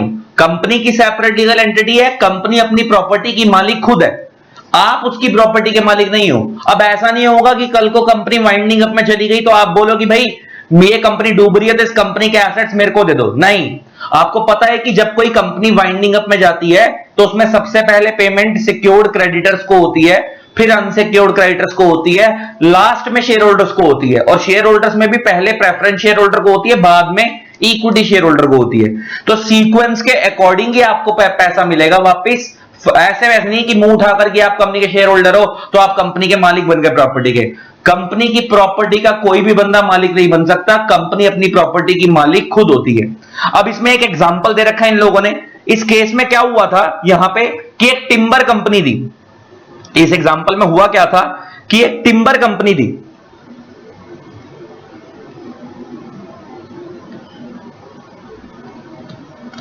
एक टिम्बर कंपनी थी. उस टिम्बर कंपनी ने, अच्छा जो टिम्बर कंपनी है तो टिम्बर कंपनी की जो टिम्बर है वो उस कंपनी के लिए एसेट्स हैं. वो टिम्बर ही क्या है, वो लकड़ी क्या है, उनके लिए एसेट्स हैं. तो उस टिम्बर कंपनी ने क्या करा, मान लो उस कंपनी का नाम था एक्स प्राइवेट लिमिटेड और था क्या, उस कंपनी में दो शेयर होल्डर थे. दो शेयर होल्डर थे उस कंपनी के अंदर. मान लो एक शेयर होल्डर था एक्स, मान लो एक शेयर होल्डर था वाई. उस कंपनी में दो शेयर होल्डर थे, एक एक्स था और एक वाई था. टिम्बर कंपनी के अंदर जो एक्स था उसके पास 99% शेयर्स थे, जो वाई था उसके पास 1% शेयर्स थे. साथ में ये जो एक्स था ये उस कंपनी का सब्सटेंशियल क्रेडिटर भी था. मतलब इसने उस कंपनी को बहुत हैवी, सब्सटेंशियल का मतलब क्या होता है, इंपॉर्टेंट. मतलब इसने कंपनी को बहुत हैवी अमाउंट का लोन भी दे रखा था, प्लस उस कंपनी के 99% शेयर्स भी एक्स के पास ही थे. और एक दूसरा शेयर होल्डर था इस कंपनी का वाई और उसके पास खाली 1% शेयर थे. और ये दोनों मिलकर एक कंपनी चला रहे थे. कंपनी किस चीज में डील करती थी, टिम्बर में डील करती थी, लक्कड़ बेचती थी. इस बंदे ने क्या करा, इन्होंने गलती क्या करी, इन्होंने कंपनी के सारे टिम्बर की इंश्योरेंस करवाई, लेकिन इन्होंने इंश्योरेंस अपने नाम पे करवा ली, ओन नेम पे. कंपनी के नाम पे नहीं करवाई, अपने नाम पे करवा ली. और लेटर ऑन टिम्बर में आग लग गई. लेटर ऑन जब टिम्बर में आग लग गई, लकड़ों में आग लग गई, तो ये लोग इंश्योरेंस कंपनी से क्लेम मांगने गए. इन्होंने बोला भाई हमारी कंपनी की लकड़ में आग लग गई है, हमें क्लेम दो. तो इंश्योरेंस कंपनी ने बोला हम क्लेम तुम्हें नहीं देंगे, तुम इस कंपनी के मालिक थोड़ी हो, तुम खाली इस कंपनी के शेयर होल्डर हो. लक्कड़ के मालिक, लक्कड़ कंपनी का एसेट है, कंपनी की बैलेंस शीट में शो हो रहा है, तो वो कंपनी की चीज है, तो क्लेम भी कंपनी के बैंक अकाउंट में जाएगा, तुम्हें नहीं मिलेगा. तो क्या जज ने सही करा, बिल्कुल सही करा. इसका मतलब ये है, क्योंकि हमारे इंडिया में एक नॉर्मल धारणा है ना कि भाई मैंने पैसा लगा रखा है. हाँ, प्रैक्टिकल लाइफ में अगर मैं आप लोगों से बात करूं, रियल लाइफ के अंदर जनरली हम शेयर होल्डर्स को ही ऑनर बोलते हैं, क्योंकि पैसा किसका लगा, शेयर होल्डर का, तो मालिक जनरली वही होते हैं. लेकिन लॉ नहीं मानता. लॉ कहता है भाई कंपनी अपनी मालिक खुद है, कंपनी की सेपरेट लीगल एंटिटी है, तो भले ही तुमने उस कंपनी में पैसा लगाया है तो तुम स्टिल उस कंपनी के मालिक नहीं हो. तुम्हें उस कंपनी में पैसा लगाने के बेसिक राइट मिल जाएंगे, क्योंकि तुमने पैसा लगाया, तुम्हारे को डिविडेंड मिल जाएगा, तुम्हारे को वोटिंग राइट्स मिल जाएंगे, तुम्हारे को उस कंपनी के बेसिक राइट मिल जाएंगे, लेकिन स्टिल आप उस कंपनी के मालिक नहीं माने जाओगे उसके एसेट्स के. आई होप ये बात समझ आ गई है. अब इस केस को पढ़ना क्या हुआ था, तो सेपरेट प्रॉपर्टी का मतलब है कंपनी अपनी प्रॉपर्टी की मालिक खुद है. तो जरा पढ़ना. No member can claim himself to be the owner of the companies properties either during its existence और इन इट्स वाइंडिंग अप. भले ही कंपनी गोइंग कंसर्न में है, भले ही कंपनी वाइंडिंग अप में है, जब तक कंपनी चल रही है उसके एसेट्स के ऊपर कोई भी बंदा अपना क्लेम नहीं कर सकता. या वाइंडिंग अप में भी आ गई तो भी कोई बंदा ये क्लेम नहीं कर सकता मैं इस कंपनी के एसेट्स का मालिक हूं. कंपनी अपने एसेट्स की मालिक खुद होती है. A member does not have an insurable interest in the company's property, in the property of the company. कोई भी मेंबर का इंश्योरेबल इंटरेस्ट नहीं होता. इंश्योरेबल इंटरेस्ट नहीं होता मतलब ये नहीं है कि कोई श्योरिटी है कि कल को कंपनी वाइंडिंग अप पे जाएगी तो आपको कुछ पैसा मिलेगा ही वापस. अगर आपकी नसीब में होगा तो मिलेगा, क्योंकि आपको पता वाइंडिंग अप सबसे पेमेंट क्राइटेरिया को होती है सिक्योर्ड, अनसिक्योर्ड, बाद में शेयर होल्डर्स को होती है प्रेफरेंस, बाद में इक्विटी. तो अगर कुछ सीक्वेंस वाइज बचेगा तो आपको मिलेगा, वरना नहीं मिलेगा. अब इसमें एक एग्जांपल दे रहा है. A person, for example, for the holder of nearly all the share except one of a timber company. एक कंपनी थी टिम्बर कंपनी, उसके अंदर एक बंदा था, उसके पास ऑल शेयर्स थे एक शेयर को छोड़कर. एंड वही बंदा, इसका मतलब एक शेयर किसी और के पास था. वही जो तुम्हारे को मैंने एग्जांपल दिया कि मोटा मोटा ऐसे परसेंटेज वाइज ले लो. वैसे तो सिंगल शेयर की बात हो रही है यहां पे, लेकिन मैंने एक एग्जांपल लेने के लिए रफली समझा दिया कि मान लो एक बंदे के पास 99% शेयर थे और एक बंदे के 1% शेयर थे, और जिसके पास 99% शेयर थे वो उस कंपनी का सब्सटेंशियल क्रेडिटर भी था, मतलब मेजर शेयर होल्डर भी था, और मेजर क्रेडिटर भी था प्लस शेयर होल्डर भी था. तो उसने क्या गलती करी? He insured the company's timber in his own name. ये गलती कर दी. उसने कंपनी की लक्कड़, सारा जो एसेट्स है वो अपने नाम से इंश्योरेंस करवा दी. The timber having been destroyed by fire, और लेटर लक्कड़ में आग लग गई. The insurance company was held not liable to him. Court ने बोला कि इंश्योरेंस कंपनी उसको जिम्मेवार नहीं है, उसको क्लेम मिलेगा, क्योंकि शेयर होल्डर उसको नहीं मिलेगा ना, क्लेम मिलेगा कंपनी को, इसको नहीं मिलेगा, क्योंकि इसने कंपनी के एसेट्स अपने नाम पे करवाया, वो इसकी गलती है, इसको 1 रुपए का भी क्लेम नहीं मिलेगा, इसके अकाउंट में पैसा नहीं जाएगा. Share holders are not in the eyes of law part owner of the undertaking. क्या अंडरटेकिंग का मतलब होता है फैक्ट्री. शेयर होल्डर्स कभी भी पार्ट ओनर नहीं होते. ये नहीं बोल सकते कि भाई कल कोई कंपनी डूब रही है तो इसकी ये चीज मेरे को दे दो, नहीं. सीक्वेंस वाइज ही पेमेंट मिलेगी. हायरार्की जो तुम्हारे को मैंने बताई क्रेडिटर्स के बाद शेयर होल्डर को जो मिलती है उसी के अकॉर्डिंग कुछ बचेगा तो मिलेगा, अदरवाइज नहीं मिलेगा. नेक्स्ट कंसेप्ट आता है ट्रांसफरेबिलिटी ऑफ शेयर्स का. अब ये ट्रांसफरेबिलिटी ऑफ शेयर्स के लिए ना ये पूरा पैराग्राफ काट दो. इसके लिए मैं 2-3 लाइनें लिखवा रहा हूं, वो लिख लो. इस ट्रांसफरेबिलिटी ऑफ शेयर्स का पूरा पैराग्राफ काट दो. वैसे तुम्हारे पास जो बुक जाएगी ना उसमें मैं ये जो लाइनें लिख रहा हूं वही वाली जाएंगी, ठीक होके. यहां पे लिखो, there is a restriction on the transferability of shares in case of public company. However, in case of a private company, ठीक कर दूं से private company. However, in case of public company,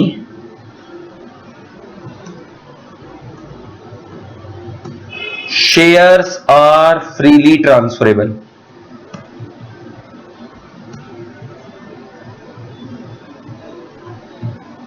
बस. तो ट्रांसफरेबिलिटी ऑफ शेयर्स के अंदर क्या लिखना है, बस इतनी लाइन लिख लो. बाकी जब हम अगले चैप्टर में जाएंगे ना, टाइप्स ऑफ कंपनी वाले चैप्टर में जाएंगे, तब जाकर ये पॉइंट क्लियर हो जाएगा. अभी के लिए सिर्फ इतना लिख लो कि जो प्राइवेट कंपनी होती है ना उसमें शेयर्स फ्रीली ट्रांसफरेबल नहीं होते, उसमें रिस्ट्रिक्शन होती है. लेकिन पब्लिक कंपनी के केस में शेयर्स फ्रीली ट्रांसफरेबल होते हैं. तो इसका मतलब ये वो रिस्ट्रिक्शन क्या होती है मैं बता देता हूं. मान लो आप किसी प्राइवेट कंपनी के शेयर होल्डर हो, तो लॉ ये कहता है कि प्राइवेट कंपनी का शेयर होल्डर अगर अपने शेयर्स किसी और को बेचना चाहता है तो वो डायरेक्टली नहीं बेच सकता किसी आउटसाइडर को. पहले ऑफर उसे एग्जिस्टिंग शेयर होल्डर को देना पड़ेगा. अगर एग्जिस्टिंग शेयर होल्डर्स नहीं खरीदेंगे तो वो बाहर बेचेगा. इसका मतलब ट्रांसफरेबिलिटी ऑफ शेयर्स वाला कंसेप्ट ये बोलता है कि कोई भी प्राइवेट कंपनी का शेयर होल्डर अगर अपने शेयर्स किसी और को बेचना चाहता है तो बेच सकता है, बेचने में मनाही नहीं है. लेकिन पहला ऑफर किसको देगा? वो एग्जिस्टिंग शेयर होल्डर्स को. वो नहीं खरीदेंगे तो कहां बेचेगा? बाहर बेचेगा. तो ट्रांसफरेबिलिटी ऑफ शेयर्स में यही लिखा हुआ है, there is a restriction on the transferability of shares in case of private company. However, मगर पब्लिक कंपनी में ऐसा कुछ नहीं होता. पब्लिक कंपनी का शेयर होल्डर अपने शेयर जिसको मर्जी बेचे, अंदर वालों को बेचे, एग्जिस्टिंग शेयर होल्डर को या आउटसाइडर्स को बेचे, कोई फर्क नहीं पड़ता. और ऐसा क्यों होता है वो जब हम प्राइवेट पब्लिक कंपनी का टॉपिक पढ़ेंगे वहां जाके बात करेंगे. नेक्स्ट आता है कॉमन सील. कॉमन सील तुमसे कोई एक वर्ड में पूछे कॉमन सील क्या होता है, तो ये official signature of the company होते हैं, कंपनी की स्टैंप होती है. Official signature of the company होता है. कॉमन सील क्या होता है? Official signature of the company. जैसे एक ह्यूमन है, अगर वो कोई कॉन्ट्रैक्ट करता है तो वो अपने हाथ से साइन कर सकता है, लेकिन कंपनी तो एक आर्टिफिशियल पर्सन है, वो अपने हाथ से साइन तो कर नहीं सकती. तो कंपनी जब कॉन्ट्रैक्ट करती है तो उसके लिए उसकी स्टैंप लगाई जाती है, उसके हाथ से कंपनी की स्टैंप लगाई जाती है। जो कंपनी के मैनेजमेंट होती है, जो उसको संभाल रही होती है, वो कंपनी के बिहाफ पे कंपनी की स्टैंप लगाती है कंपनी के बिहाफ पे कॉन्ट्रैक्ट करते वक्त, क्योंकि कंपनी आर्टिफिशियल पर्सन है, खुद तो अपनी स्टैंप लगा नहीं सकती। तो कॉमन सील क्या होती है? कंपनी की स्टैंप होती है। लेकिन 2015 के बाद कॉमन सील के कंसेप्ट को ऑप्शनल कर दिया गया, मतलब कंपनीज की चॉइस है, कंपनीज कॉमन सील लगाना चाहे लगाए, नहीं लगाना चाहे ना लगाए। नेक्स्ट आता है capacity to sue and be sued. Capacity to sue and be sued means company की सेपरेट लीगल एंटिटी है, तो कंपनी अपने नाम से सामने वाले पे केस कर सकती है और सामने वाला कंपनी के ऊपर केस कर सकता है कंपनी के नाम पे। नेक्स्ट आता है कॉन्ट्रेक्चुअल राइट्स। अब आपको पता है कंपनी की सेपरेट लीगल एंटिटी, तो कंपनी अपने नाम से कॉन्ट्रैक्ट कर सकती है, कंपनी अपने नाम से बिजनेस कर सकती है, कंपनी वो सारे काम कर सकती है जो उसको करने हैं अपने नाम से। नेक्स्ट आता है लिमिटेशन ऑफ एक्शन। ये पॉइंट इंपॉर्टेंट है। लिमिटेशन ऑफ एक्शन का मतलब है एक कंपनी सिर्फ वही काम कर सकती है जो उसके एमओए में लिखा है, वो उसके दायरे के बाहर जाकर कोई काम नहीं कर सकती। आपको पता है ना, कंपनी में दो चीजें होती हैं, एक होता है एमओए, एक होता है एओए। एमओए क्या होता है? Memorandum of association. एओए क्या होता है? Article of association. एमओए जो होते हैं वो कंपनी के एक्सटर्नल रूल्स होते हैं, एंड एओए जो होते हैं ये कंपनी के इंटरनल रूल्स होते हैं। कंपनी का नाम क्या होगा, कंपनी का काम क्या होगा, ये सब एमओए में लिखा होता है। कंपनी चलेगी कैसे, वो सब एओए में लिखा होता है। तो लॉ कहता है एक कंपनी कोई भी ऐसा काम नहीं कर सकती जो उसके एमओए के दायरे के बाहर है। कंपनी को सिर्फ वही काम करना है उसके एमओए में लिखा है। जैसे एग्जांपल लेके बात करें, कंपनी के एमओए में लिखा है कि कंपनी रेडीमेड गारमेंट का काम करेगी, तो अब कंपनी सिर्फ रेडीमेड गारमेंट ही बेच सकती है, कंपनी और कोई काम नहीं कर सकती, क्योंकि और कोई काम करेगी तो वो वॉइड हो जाएगा, यूजलेस हो जाएगा। वो सिर्फ वही काम कर सकती है उसके एमओए में लिखा है। नेक्स्ट आता है सेपरेट मैनेजमेंट। ये बात मैं आपको ऑलरेडी बता चुका हूं। कंपनी में जो पैसा लगाते हैं वो शेयर होल्डर होते हैं, कंपनी को जो मैनेज करते हैं वो डायरेक्टर्स होते हैं। तो शेयर होल्डर अलग है, डायरेक्टर्स अलग है। नेक्स्ट आता है voluntary association for profit. Means जो भी बंदा कंपनी बनाता है वो अपनी मर्जी से बनाता है। वॉलंटरी का मींस अपनी मर्जी से बनाता है प्रॉफिट अर्न करने के लिए। नेक्स्ट आता है termination of existence. Termination of existence का मतलब है कि कंपनी पैदा हुई है लॉ के प्रोसेस से, तो खत्म भी कैसे होगी? लॉ के प्रोसेस से। टर्मिनेशन का मतलब होता है कम्स टू एन एंड। एक कंपनी कब खत्म होती है? जब वो कंपनी वाइंड अप में जाती है। जब वो कंपनी किस में जाती है? वाइंडिंग अप में जाती है, तब वो कंपनी क्या होती है? खत्म होती है। तो कंपनी पैदा हुई है लॉ के प्रोसेस से, तो खत्म भी कैसे होगी? लॉ के प्रोसेस से। तो पैदा कैसे होती है? इनकॉर्पोरेशन के रूप से। मैंने तुम्हारे को बताया ना, कंपनी जब बनती है तो हम उसको आरओसी के पास रजिस्टर करवाते हैं। तो अगर आपको कल वो अपनी बंद करानी है तो अगेन आपको एनसीएलटी की परमिशन लेनी पड़ती है। एनसीएलटी कौन होता है हमारे को पता ही है, क्वासी जुडिशियल अथॉरिटी, हमने स्टार्टिंग में पढ़ लिया था पिछले लेक्चर में। तो नेशनल कंपनी लॉ ट्रिब्यूनल की परमिशन लेनी पड़ती है, प्लस बंद कराने के बाद उस कंपनी को आरओसी को इंटीमेट करना होता है हम ये कंपनी बंद कर रहे हैं। तो कंपनी को अपने आप बंद नहीं हो सकती, कंपनी पैदा हुई है लॉ के प्रोसेस से, तो खत्म भी कैसे होगी? लॉ के प्रोसेस से। इसी के साथ तुम्हारे कंपनी के पूरे कैरेक्टरिस्टिक्स खत्म हो गए कि कंपनी के क्या क्या कैरेक्टरिस्टिक्स होते हैं। अब दो कंसेप्ट रह गए, दो तीन कंसेप्ट। एक लिफ्टिंग ऑफ कॉर्पोरेट व्हील क्या होता है ये रह गया, और दूसरा कंसेप्ट रह गया क्या कहते हैं आपका इलीगल एसोसिएशन का नीचे की तरफ, और एक ये बॉडी कॉर्पोरेट है। बॉडी कॉर्पोरेट का तो खैर क्या होता है मैं आपको ऑलरेडी समझा चुका हूं। अब ये लिफ्टिंग ऑफ कॉर्पोरेट व्हील क्या होता है मैं वो समझा देता हूं आप लोगों को, ताकि आपको क्लैरिटी आ जाए, आपको चीज समझ आ जाए बेटर ये क्या होता है। तो अब गाइस नेक्स्ट कॉन्सेप्ट कर रहे हैं लिफ्टिंग ऑफ कॉर्पोरेट व्हील। अब ये लिफ्टिंग ऑफ कॉर्पोरेट व्हील क्या चीज होती है जरा इसको समझते हैं, बड़े ध्यान से सुनना। लिफ्टिंग ऑफ कॉर्पोरेट व्हील क्या होता है? Lifting of corporate wheel important concept है, इसके ऊपर लिख लेना, इंपॉर्टेंट है।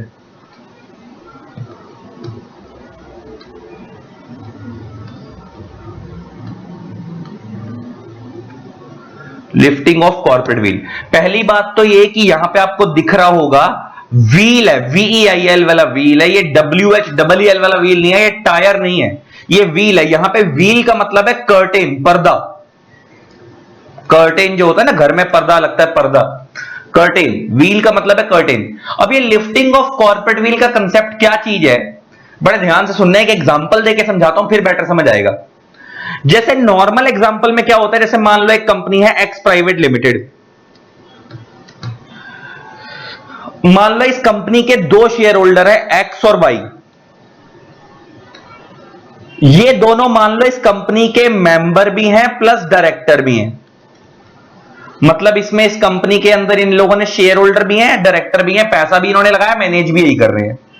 हुआ क्या, इन लोगों ने मार्केट से मान लो एसबीआई बैंक से इन लोगों ने 10 लाख रुपए का लोन लिया कंपनी के बिहाफ पे।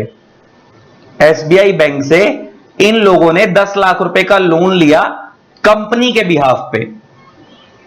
अब जब इन्होंने पैसा कंपनी के लिए लिया तो वो कंपनी के बिजनेस के लिए यूज करना चाहिए था, लेकिन हुआ क्या, उस 10 लाख में से एक्स ने 5 लाख रुपए की अपनी वाइफ को ज्वेलरी गिफ्ट कर दी।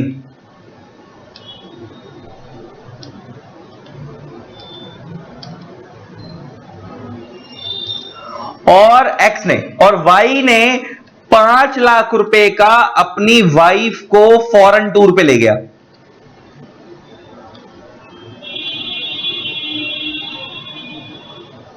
तो एक्स ने क्या करा, 5 लाख की अपनी वाइफ को ज्वेलरी गिफ्ट कर दी। वाई ने क्या करा, 5 लाख रुपए की अपनी वाइफ को फॉरेन ट्रिप पे ले गया।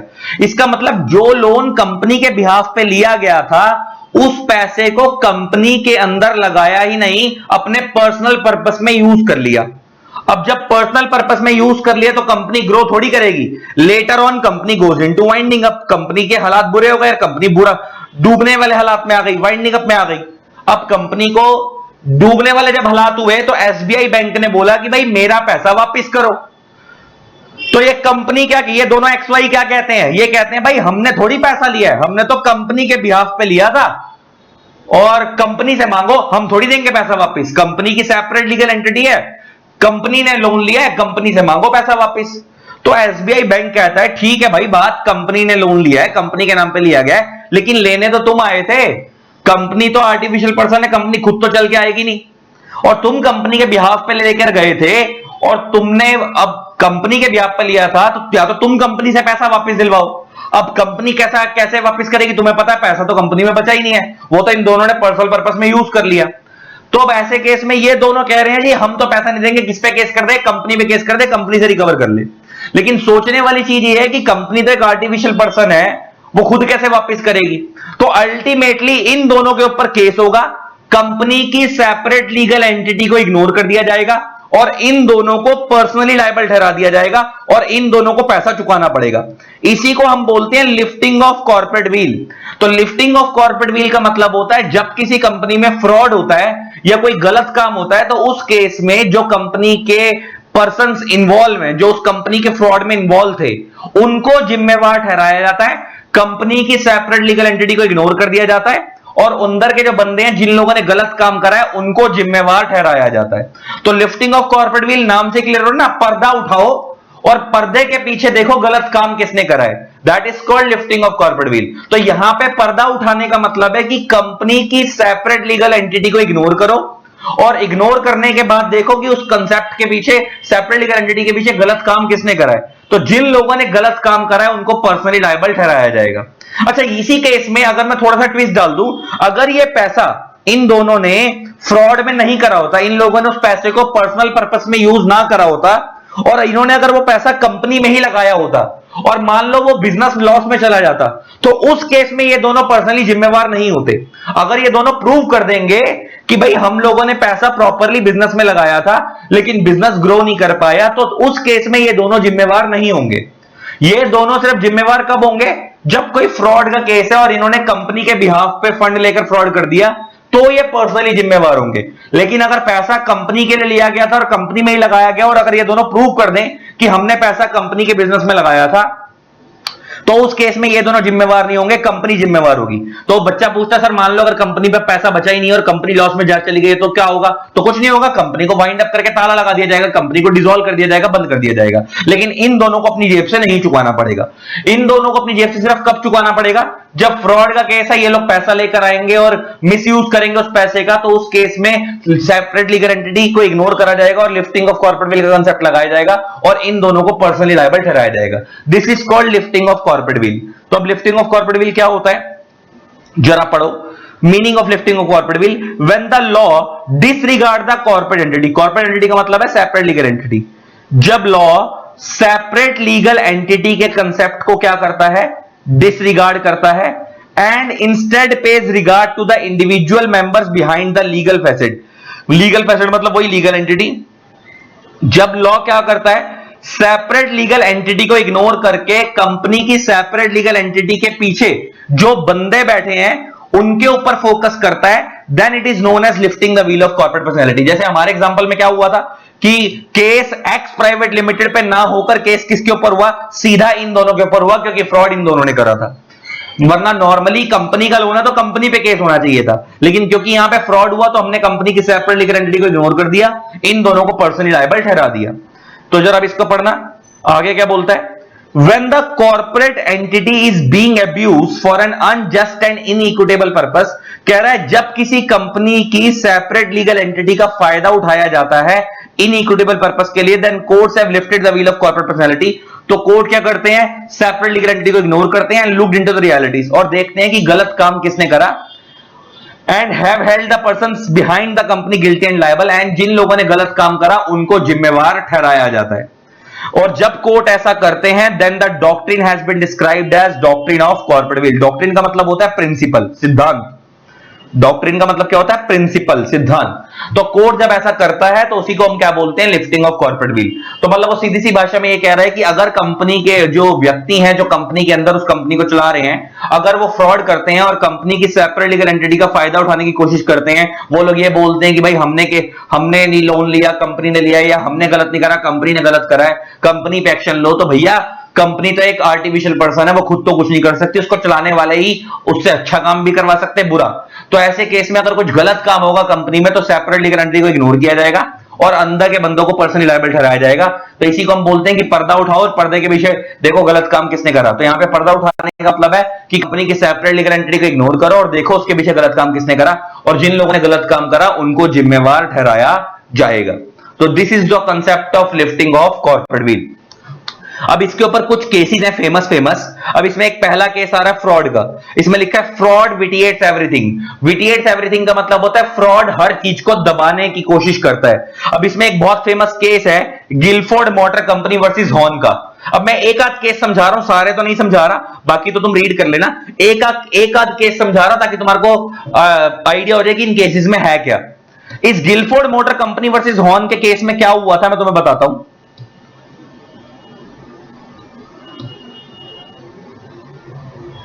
पहली बात तो ये केस इंडिया का नहीं है, बाहर का है। अब इस केस में हुआ क्या था, Gilford motor company versus mister Horne के केस में क्या हुआ था मैं बताता हूं।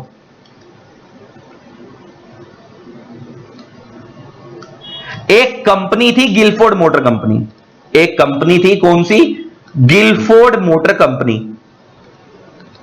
अब इस कंपनी के अंदर ही एक सीनियर एम्प्लॉय था इस कंपनी का, उस एम्प्लॉय का नाम था मिस्टर हॉर्न।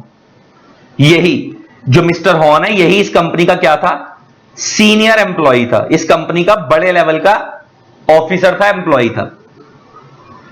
इसने इस कंपनी में बहुत साल तक काम करा, मिस्टर हॉर्न ने इस कंपनी में बहुत सालों तक काम करा। अब आपको पता है कि अगर कोई बंदा किसी कंपनी में बहुत सालों तक काम करता है तो उसके उस कंपनी में लिंक बन जाते हैं, उसके कनेक्शंस बन जाते हैं, उसको ये पता होता है इस कंपनी के वेंडर कौन है, इस कंपनी के क्रेडिटर्स कौन है, इस कंपनी के कस्टमर्स कौन है, इसको सबके बारे में पता होता है इन लोगों को, जो टॉप लेवल के लोग होते हैं। तो ये इस कंपनी का सीनियर एम्प्लॉय था, कई सालों से काम कर रहा था, तो इसको इस कंपनी के सारी चीजें पता थी कि इस कंपनी का माल कहां से आता है, कहां बिकता है, कहां से ये कंपनी लोन लेती है, कहां से कंपनी फंड्स अरेंज करती है, वो सारी चीजें इसको पता थी। तो इसने सोचा कि यार मैं भी ना यही काम स्टार्ट करता हूं निकलने के बाद, जो इस कंपनी का काम है, अब इंडिपेंडेंट स्टार्ट करता हूं। अब क्या हुआ कि मिस्टर हॉर्न ने क्या करा कि भाई इस कंपनी के अंदर रेजिग्नेशन डाल दिया कि भैया मैं तुम्हारी कंपनी छोड़कर जा रहा हूं, मेरे को यहां पे काम नहीं करना, मैं अपना काम करना चाहता हूं। तो कोई बात नहीं, गिलफोर्ड मोटर कंपनी ने कहा कि हमें कोई दिक्कत नहीं है, आप अपना काम करना चाहते हो कर लो, सेम काम, हमें कोई दिक्कत नहीं है, लेकिन हमारी एक शर्त है कि आप यहां से निकलने के बाद हमारे कस्टमर्स को सॉलिसिट नहीं करोगे। देखो सॉलिसिट का मतलब होता है ललचाना, बहकाना। जैसे मान लो कोई कंपनी प्रोडक्ट 100 रुपए का दे रही है और मैं बोल रहा हूं वो प्रोडक्ट मेरे से ले लो 90 रुपए में, मैं उस कंपनी के कस्टमर को बोल रहा हूं, दैट इज कॉल्ड सॉलिसिटेशन, कि मैं उस कंपनी के कस्टमर्स को सस्ते में माल देकर ललचा रहा हूं, बहका रहा हूं। तो गिलफोर्ड मोटर कंपनी के साथ भी यही हुआ कि इन दोनों के बीच में एक एग्रीमेंट हुआ, गिलफोर्ड मोटर कंपनी के बीच में और मिस्टर हॉर्न के बीच में। जब मिस्टर हॉर्न ने बोला गिलफोर्ड मोटर कंपनी को कि भैया मैं आपकी कंपनी छोड़कर जा रहा हूं, तो गिलफोर्ड मोटर कंपनी ने बोला कि आप चले जाओ, हमें कोई दिक्कत नहीं है, लेकिन हमारी एक शर्त है, एग्रीमेंट करवा लिया कि आप यहां से निकलने के बाद हमारे कस्टमर्स को सॉलिसिट नहीं करोगे, हमारे कस्टमर्स को ललचाओगे नहीं। तो मिस्टर हॉर्न ने रिटर्न में एग्री करा, मिस्टर हॉर्न ने इस एग्रीमेंट के अंदर रिटर्न में एग्री करा, ठीक है कि मैं ऐसा नहीं करूंगा, ठीक है कि मैं ऐसा नहीं करूंगा। लेटर ऑन क्या हुआ, लेटर ऑन क्या हुआ, मिस्टर हॉर्न ने खुद की कंपनी बनाई एक्स प्राइवेट लिमिटेड, और वहां पे 3-4 गर्ल्स बिठा दी रिसेप्शन पे, रिसेप्शन पे 3-4 गर्ल्स बिठा दी कॉलिंग पर्पसेस के लिए। अब ये 3-4 लड़कियां कॉलिंग करा करती थी, कॉलिंग किसको करती थी, ये 3-4 कंपनियां 3-4 लड़कियां, कंपनियां नहीं लड़कियां, गिलफोर्ड मोटर कंपनी के कस्टमर्स को कॉल करती थी और उनको बोलती थी कि आप गिलफोर्ड मोटर कंपनी के कस्टमर हो, वो बोलते थे यस। तो ये बोलती थी कि आप एक काम करो, आप उनसे प्रोडक्ट खरीदते हो, वो बोलते थे यस। तो आप एक काम करो, आप हमसे खरीदो, वो कंपनी अगर 100 रुपए का दे रही है तो हम 90 रुपए में देंगे। अगर वो गिलफोर्ड कंपनी 100 रुपए का दे रही है, गिलफोर्ड कंपनी, तो आपको एक्स कंपनी कितने का देगी, 90 रुपए का देगी, आप हमारे से खरीदो और सेम क्वालिटी का प्रोडक्ट देंगे 90 रुपए में, सस्ते में देंगे। तो धीरे धीरे करके इन्होंने उनके कस्टमर्स को खींचना शुरू करा और धीरे धीरे क्या हुआ, गिलफोर्ड मोटर कंपनी की सेल डाउन होनी शुरू हो गई। तो गिलफोर्ड मोटर कंपनी ने एनालाइज करना शुरू करा कि यार हमारे सारे कस्टमर जा कहां रहे हैं, हमारी सेल ही नहीं हो रही, हमारी सेल डाउन हो गई, हमारे सारे कस्टमर जा कहां रहे हैं। तो जब इन्होंने एनालाइज करा तो पता लगा कि इनके सारे customer x private limited company पे जा रहे हैं। तो जब इन्होंने और छानबीन करी तो पता लगा जी इस एक्स प्राइवेट लिमिटेड कंपनी का जो फाउंडर है वो और कोई नहीं, वो मिस्टर हॉर्न ही है। ये कंपनी किसने बनाई थी, मिस्टर हॉर्न ने बनाई थी। तो इस कंपनी का फाउंडर कौन था, मिस्टर हॉर्न। तो भैया इन लोगों ने, गिलफोर्ड मोटर कंपनी ने मिस्टर हॉर्न के ऊपर केस कर दिया कि भैया हमने तेरे को बोला था कि तू यहां से निकलने के बाद हमारे कस्टमर को सॉलिसिट नहीं करेगा और तू वही काम कर रहा है। तो हॉर्न क्या बोलता है, कहता है मैं थोड़ी कर रहा हूं, ये कंपनी कर रही है, कंपनी के ऊपर केस करो। तो केस कोर्ट में गया तो जज ने बोला कि भैया कंपनी खुद थोड़ी कुछ कर सकती है, कंपनी तो एक आर्टिफिशियल पर्सन है, सारी कहानी का मास्टरमाइंड तो तू है। तो अल्टीमेटली हुआ क्या कि सेपरेट लीगल एंटिटी को इग्नोर कर दिया गया, अगेन कंपनी की सेपरेट एंटिटी को इग्नोर करा गया, एक्स प्राइवेट लिमिटेड के ऊपर केस नहीं हुआ, केस सीधा किसके ऊपर हो गया, हॉर्न के ऊपर हो गया। वही वाली बात कि सेपरेट लीगल एंटिटी को इग्नोर कर दिया गया और अंदर के बंदे को पर्सनली लायबल ठहरा दिया गया। तो इस केस में यही हुआ था। अब जरा इस केस को पढ़ो तो अब समझ आ जाएगा। अब फॉर्मर एम्प्लॉय कौन है, Mr Horne of a company covenanted. Covenanted का मतलब होता है पुट अ कंडीशन। तो मिस्टर हॉर्न के ऊपर एक कंडीशन लगाई गई थी। क्या कंडीशन लगाई गई थी, अब आपको ये बात पता है, not to solicit this customer, कि आप यहां से निकलने के बाद हमारे कस्टमर्स को सॉलिसिट नहीं करोगे। मगर उसने क्या करा, ही फॉर्म्ड अ कंपनी, उसने एक कंपनी बनाई और to carry on is business, धंधा चलाने के लिए, एंड इट अंडरटुक सॉलिसिटेशन, उसने कंपनी के बिहाफ पे सॉलिसिटेशन स्टार्ट की। कंपनी के थ्रू अपने कस्टमर्स को क्या करा, कंपनी के अंदर जो लड़कियां बिठाई उसके थ्रू कंपनी की बिहाफ पे डीलिंग करके गिलफोर्ड मोटर कंपनी के कस्टमर्स को सॉलिसिट करना शुरू करा। सॉलिसिट अब आप समझते हो, ललचाया कि भाई सस्ते में माल हमसे लो। एंड इंजंक्शन का मतलब होता है स्टे ऑर्डर। तो गिलफोर्ड मोटर कंपनी कोर्ट में गई और उन्होंने जो हॉर्न था उसकी कंपनी के ऊपर क्या लगवा दिया, इंजंक्शन लगवा दिया, रोक लगवा दी, स्टे ऑर्डर लगवा दिया, was granted against him and the company to restrain them। Company को स्टॉप कर दिया गया, रिस्ट्रेन मीन स्टॉप, कंपनी को रोक लगा दी गई कि भाई तुम ये काम नहीं करोगे। तो हॉर्न को भी रोका गया और उसकी कंपनी को भी रोका गया, क्योंकि उसने डील करी थी कि भाई मैं ये काम नहीं करूंगा, और अल्टीमेटली हॉर्न को पनिशमेंट दी गई। तो ये था केस। तो सिमिलरली ऐसे बहुत सारे केस है, 4-5 आप इनको रीड करना। तो इन सारे 4-5 केसेस में यही है। वैसे हम रेगुलर बैच में तो सारे केस 1 by 1 डिटेल में कराते हैं, लेकिन आपको पता है क्योंकि एग्जाम ओरिएंटेड बैच है तो जब कंसेप्ट समझाना हमारा मेन मोटिव है, कंसेप्ट समझ आ जाए बच्चे को और उसकी मेन चीजें समझ आ जाए कि अल्टीमेटली होता क्या है। तो अल्टीमेटली इन सारे केसेस का क्रक्स एक ही है कि कंपनी की सेपरेट लीगल एंटिटी को इग्नोर करा जाएगा और जो लोग अंदर फ्रॉड कर रहे हैं उनको अंदर पर्सनली लायबल ठहराया जाएगा। This is called lifting of corporate wheel. अब नेक्स्ट कंसेप्ट आता है बॉडी कॉर्पोरेट। तो ये तो मैं आपको ऑलरेडी समझा चुका हूं बॉडी कॉर्पोरेट क्या होती है। हमने स्टार्टिंग में जब कंपनी की डेफिनेशन पढ़ी थी तो हमने वहीं पढ़ लिया था कि तीन डेफिनेशन पढ़ी थी ना, कंपनी, फॉरेन कंपनी और बॉडी कॉर्पोरेट। तो हम लोगों ने पढ़ा था कि बॉडी कॉर्पोरेट का एक दूसरा नाम क्या होता है, कॉर्पोरेशन, और एक और नाम होता है इसका कॉर्पोरेशन एग्रीगेट। और सीधी सी भाषा में मैंने तुम्हारे को बताया था कि बॉडी कॉर्पोरेट में हर वो कंपनी जिसकी सेपरेट लीगल एंटिटी होती है वो बॉडी कॉर्पोरेट होती है। लेकिन अब वो देखो ये बता रहा है, भले उसमें फिर इंडियन कंपनी भी आती है, फॉरेन कंपनी भी आती है, स्टैट्यूटरी कॉर्पोरेशन भी आती है, मैंने तुम्हारे को बताया था। और मैं तुम्हारे को ये भी बताया था every company is a body corporate but every body corporate is not a company. तो देखो अब यही बता रहा है, बॉडी कॉर्पोरेट और corporation includes a company incorporated outside India. यहां पे देखो मैंने बताया था हमारे को इंक्लूड्स वर्ड लिखा है, तो इंक्लूड्स का मतलब है कि इंडियन भी कवर है, फॉरेन भी कवर है, और हर वो एंटिटी जिसकी सेपरेट एंटिटी बॉडी कॉर्पोरेट में कवर है। लेकिन कह रहा है बॉडी कॉर्पोरेट में दो चीजें कवर नहीं होती, एक तो कोऑपरेटिव सोसाइटी कवर नहीं होती, और एनी अदर बॉडी कॉर्पोरेट जो आने वाले टाइम पे सेंट्रल गवर्नमेंट बताएगी, और सेंट्रल गवर्नमेंट ने वो बॉडी कॉर्पोरेट बता दी है, वो है सोसाइटी। तो इसका मतलब बॉडी कॉर्पोरेट में हर वो एंटिटी जिसकी सेपरेट लीगल एंटिटी है वो कवर होती है, लेकिन दो चीजें कवर नहीं होती, एक सोसाइटी और दूसरा कोऑपरेटिव सोसाइटी। अब बच्चा पूछता है सर सोसाइटी और कोऑपरेटिव सोसाइटी में क्या फर्क होता है? Sir cooperative society profit earn करने के लिए बनती है और सोसाइटी सोशल वेलफेयर के लिए बनती है। जो एनजीओ वगैरह होती हैं उन्हें हम सोसाइटी बोलते हैं। तो सोसाइटी और कोऑपरेटिव सोसाइटी में क्या फर्क है? कोऑपरेटिव सोसाइटी प्रॉफिट अर्न करने के लिए बनती है, सोसाइटी सोशल वेलफेयर के लिए बनती है। तो लॉ ले दे के तुमसे कोई पूछे कि सर बॉडी कॉर्पोरेट में क्या कवर होता है क्या नहीं कवर होता, तो सर तुम बताओगे कि बॉडी कॉर्पोरेट में इंडियन कंपनी भी कवर होती है, फॉरेन भी कवर होती है, स्टैट्यूटरी कॉर्पोरेशंस भी कवर होती हैं, हर वो एंटिटी जिसकी सेपरेट एंटिटी बॉडी कॉर्पोरेट में कवर होती है, लेकिन दो चीजें कवर नहीं होती, एक कोऑपरेटिव सोसाइटी और दूसरा सोसाइटी। तो नीचे बता रहा है, thus the term body corporate being an inclusive definition covers not only the companies which are established under special act of parliament but also foreign companies. It further include public financial institutions as well as nationalized banks. Thus the term body corporate is a wider expression than the company and therefore every company is a body corporate but every body corporate is not a company। ये बात के ऊपर मैं तुम्हारे को example देके बहुत सारी चीज पहले ही समझा दी थी डिटेल में। अब लास्ट टॉपिक रह गया तुम्हारा इस चैप्टर का, that is illegal association section 464। उसके बाद तुम्हारा ये चैप्टर हो जाएगा समाप्त, उसके बाद ये चैप्टर हो जाएगा समाप्त।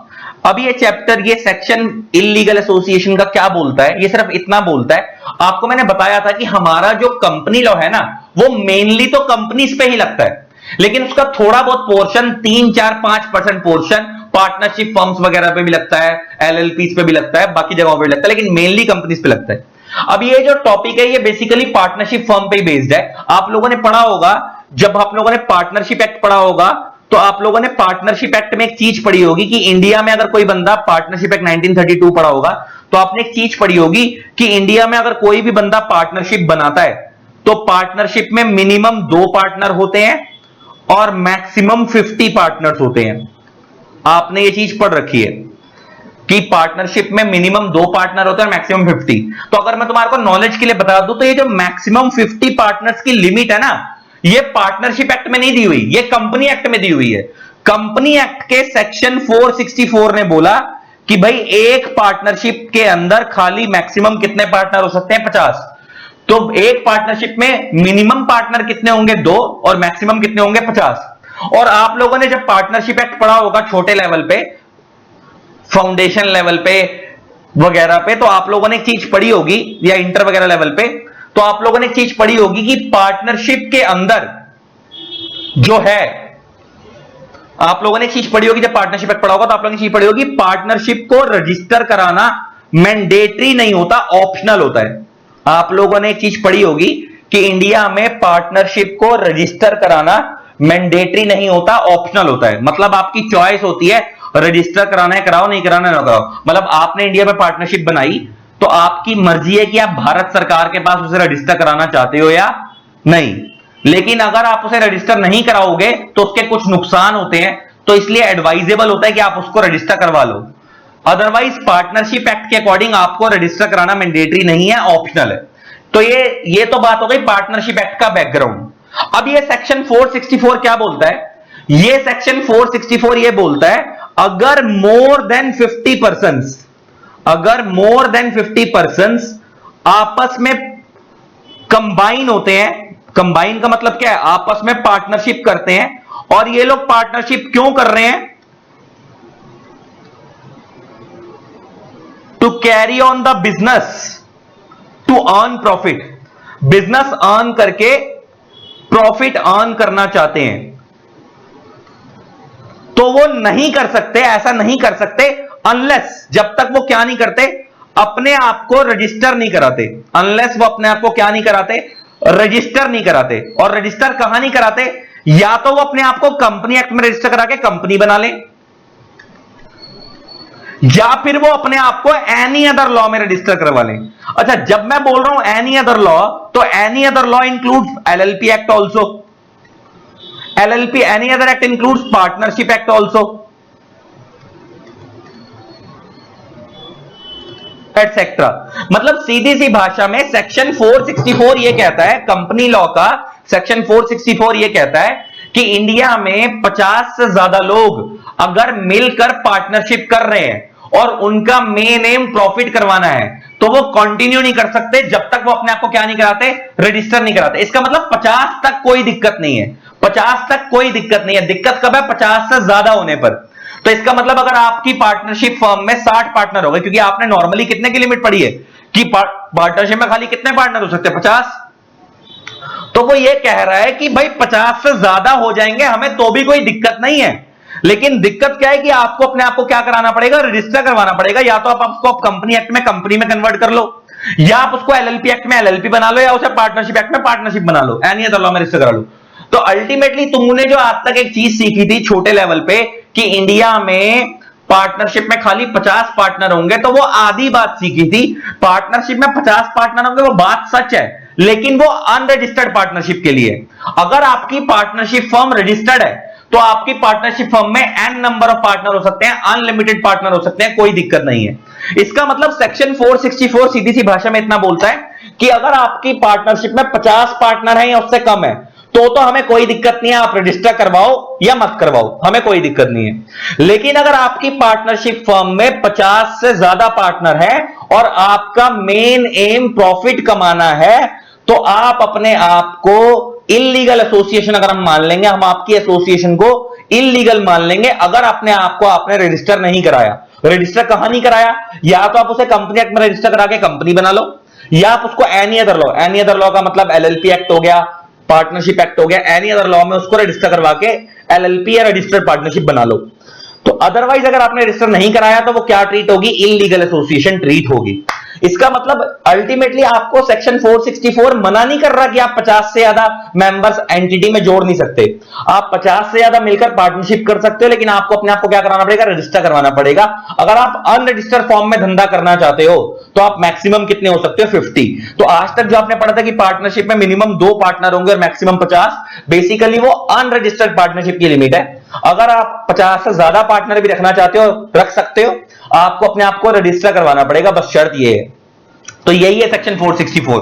तो सेक्शन 464 सीधी सी भाषा में बोलता है अगर आपकी एंटिटी में मोर देन 50% हैं और आप लोगों ने पार्टनरशिप बनाई है और आप अपना मेन एम आपका प्रॉफिट कमाना है, तो आप उसको बिना रजिस्टर कराए नहीं चला सकते, आपको अपने आप को रजिस्टर कराना पड़ेगा। अगर आपने रजिस्टर नहीं कराया तो आपकी एंटिटी को इलीगल एसोसिएशन माना जाएगा और आपके ऊपर पेनल्टी लगाई जाएगी। आप रजिस्टर कहां कराना है, आप जरूरी नहीं है कि पार्टनरशिप एक्ट में रजिस्टर करो, आप चाहो तो कंपनी एक्ट में रजिस्टर करके कंपनी बना लो अपनी एंटिटी को, चाहो तो आप एलएलपी एक्ट में रजिस्टर करा के एलएलपी बना लो, चाहो तो पार्टनरशिप एक्ट में रजिस्टर करा के पार्टनरशिप बना लो। तो अब जरा यहां पे पढ़ना। अच्छा, ये कब है, अगर आपका मेन एम प्रॉफिट कमाना है, अगर आपका मेन एम प्रॉफिट कमाना है तो मैं बोल रहा हूं। अगर आपकी एंटिटी का मेन एम सोशल वेलफेयर करना है तो सेक्शन 464 लगेगा ही नहीं। तो इसका मतलब अगर 50 से ज्यादा लोग मिलकर सोशल वेलफेयर कर रहे हैं तो सेक्शन 464 नहीं लगेगा और आपको अपनी संस्था को रजिस्टर कराना जरूरी नहीं है। लेकिन अगर 50 से ज्यादा लोग मिलकर इंडिया में कोई एंटिटी चला रहे हैं और उन्होंने पे आपको रजिस्टर नहीं कराया और उनका मेन एम प्रॉफिट कमाना है तो दिक्कत है। तो उस केस के अंदर उनको अपने आप को रजिस्टर कराना पड़ेगा, भले फिर वो कंपनी एक्ट में रजिस्टर करके कंपनी बनाए या एनी अदर लॉ में रजिस्टर करा के उसे एलएलपी या पार्टनरशिप बना लें, लेकिन उन्हें रजिस्टर तो कराना पड़ेगा, वरना पेनल्टी लगेगी, उनकी एसोसिएशन को इलीगल एसोसिएशन माना जाएगा। तो देखो, section 464 of the company act provide that not more than 50% can combine together for carrying on any business the object of which is acquisition of gain unless the association is registered under company act or is formed under any other law. अच्छा, any other law includes LLP act also, any other law includes partnership act also. इसका मतलब not more than 50 का मतलब 50 पे कोई दिक्कत नहीं है। दिक्कत कब है, 50 से ज्यादा पे। तो अगर 50 से ज्यादा लोग मिलकर अगर कोई बिजनेस स्टार्ट कर रहे हैं और उनका मेन एम प्रॉफिट कमाना है तो वो कंटिन्यू नहीं कर सकते। अनलेस कब तक कंटिन्यू कर सकते? जब तक वो अपने आप को क्या नहीं कराते, रजिस्टर नहीं कराते। कहां रजिस्टर नहीं कराते? कंपनी एक्ट में रजिस्टर नहीं कराते या एनी अदर लॉ में रजिस्टर नहीं कराते। और अगर आपने ऐसा रजिस्टर नहीं कराया तो आपके एसोसिएशन को क्या माना जाएगा? इलीगल एसोसिएशन माना जाएगा। तो अल्टीमेटली समझने वाली चीज ये है कि यहां पे दो चीज ध्यान देने वाली है। पहली बात कि आपका मेन एम प्रॉफिट कमाना, दूसरा 50 से ज्यादा बंदे हैं। अगर आपका मेन एम सोशल वेलफेयर करना है और 50 से ज्यादा बंदे हैं तो कोई दिक्कत नहीं है, सेक्शन 464 लगेगा ही नहीं। देखो यहां पे पढ़वा भी रहे, the sole test to determine an illegal association is whether it carries on business for the purpose of gain. Main check यह करना है यहां पे कि उनका मेन एम गेन करना है नहीं है। अगर एसोसिएशंस जो कि ऐसी हैं जिनका मेन काम चैरिटी करना है, रिलीजियस वेलफेयर के लिए बनी है, तो इनका मेन एम गेन करना है ही नहीं, तो ये सारी एंटिटीज एक्सक्लूड है इस सेक्शन से, उनके ऊपर सेक्शन लगेगा ही नहीं। तो इसका मतलब अगर आपका मेन एम 50 से ज्यादा बंदे और सोशल वेलफेयर करना है तो आप रजिस्टर नहीं भी करा रहे अपनी एंटिटी को कंपनी एक्ट में या एनी अदर लॉ में, तो कोई दिक्कत नहीं है। लेकिन अगर आपका मेन एम सोशल वेलफेयर करना नहीं है, प्रॉफिट अर्न करना है, और आपकी एंटिटी में 50 से ज्यादा बंदे हैं, तो आपको अपने आप को रजिस्टर करवाना पड़ेगा या तो कंपनी एक्ट में या एनी अदर लॉ में, अदरवाइज आपकी एंटिटी को इलीगल एसोसिएशन माना जाएगा। और इलीगल एसोसिएशन के ऊपर नीचे अगर आपने रजिस्टर नहीं कराया तो पेनल्टी लगेगी। ये पेनल्टी दी हुई है, ये आप पढ़ लेना। ठीक है जी, ये मेन सेक्शन था। और इसमें नीचे बोल रहा है कि इस सेक्शन के अंदर सीए सीएस जो आपस में पार्टनरशिप करते हैं वो भी कवर नहीं होते। मतलब वो लोग भी, क्योंकि वो कम पार्टनरशिप एक्ट में रजिस्टर नहीं होते, वो खुद के एक्ट में, स्पेशल एक्ट में। आपको पता है सीए वालों का खुद का एक्ट है आईसीआई एक्ट, सीएस वालों का खुद का एक्ट है आईसीएसआई एक्ट, और कंपनी सेक्रेटरी एक्ट, और सीएमए वालों का खुद का एक्ट है CMA act, cost and works account of India act करके उनका एक्ट है। तो उन वाले एक्ट के ऊपर ये प्रोविजन नहीं लगते, मतलब क्योंकि वो उनको अपने एक्ट में रजिस्टर करवाना होता है, उनके ऊपर कंपनी लॉ के प्रोविजन नहीं लगते। वो ये कह रहा है ये वाले। अच्छा, नीचे एक चीज और बता रहा है कि अगर दो एचयूएफ आपस में मिलकर पार्टनरशिप कर रही हैं तो वो इस सेक्शन में आएंगी, मगर उसमें काउंट करते वक्त जो माइनर मेंबर है वो काउंट नहीं होंगे। तो मान लो अगर ये पेपर में एक बार क्वेश्चन आया था कि एक एचयूएफ 1 है और एक एचयूएफ 2 है, और इस एचयूएफ के अंदर 30 मेंबर हैं और इस एचयूएफ के अंदर भी 30 मेंबर हैं, क्या ये आपस में कंबाइन हो सकती हैं? कंबाइन हो सकती हैं, कोई दिक्कत नहीं है। लेकिन इनको अब टोटल 60 हो गए, तो इनको अपने आप को रजिस्टर करवाना पड़ेगा, या तो पार्टनरशिप एक्ट में या कंपनी एक्ट में कंपनी बनानी पड़ेगी। ये अगर जुड़ते हैं तो इनके 60 मेंबर हो गए, ये इंडिविजुअली वर्क नहीं कर सकते।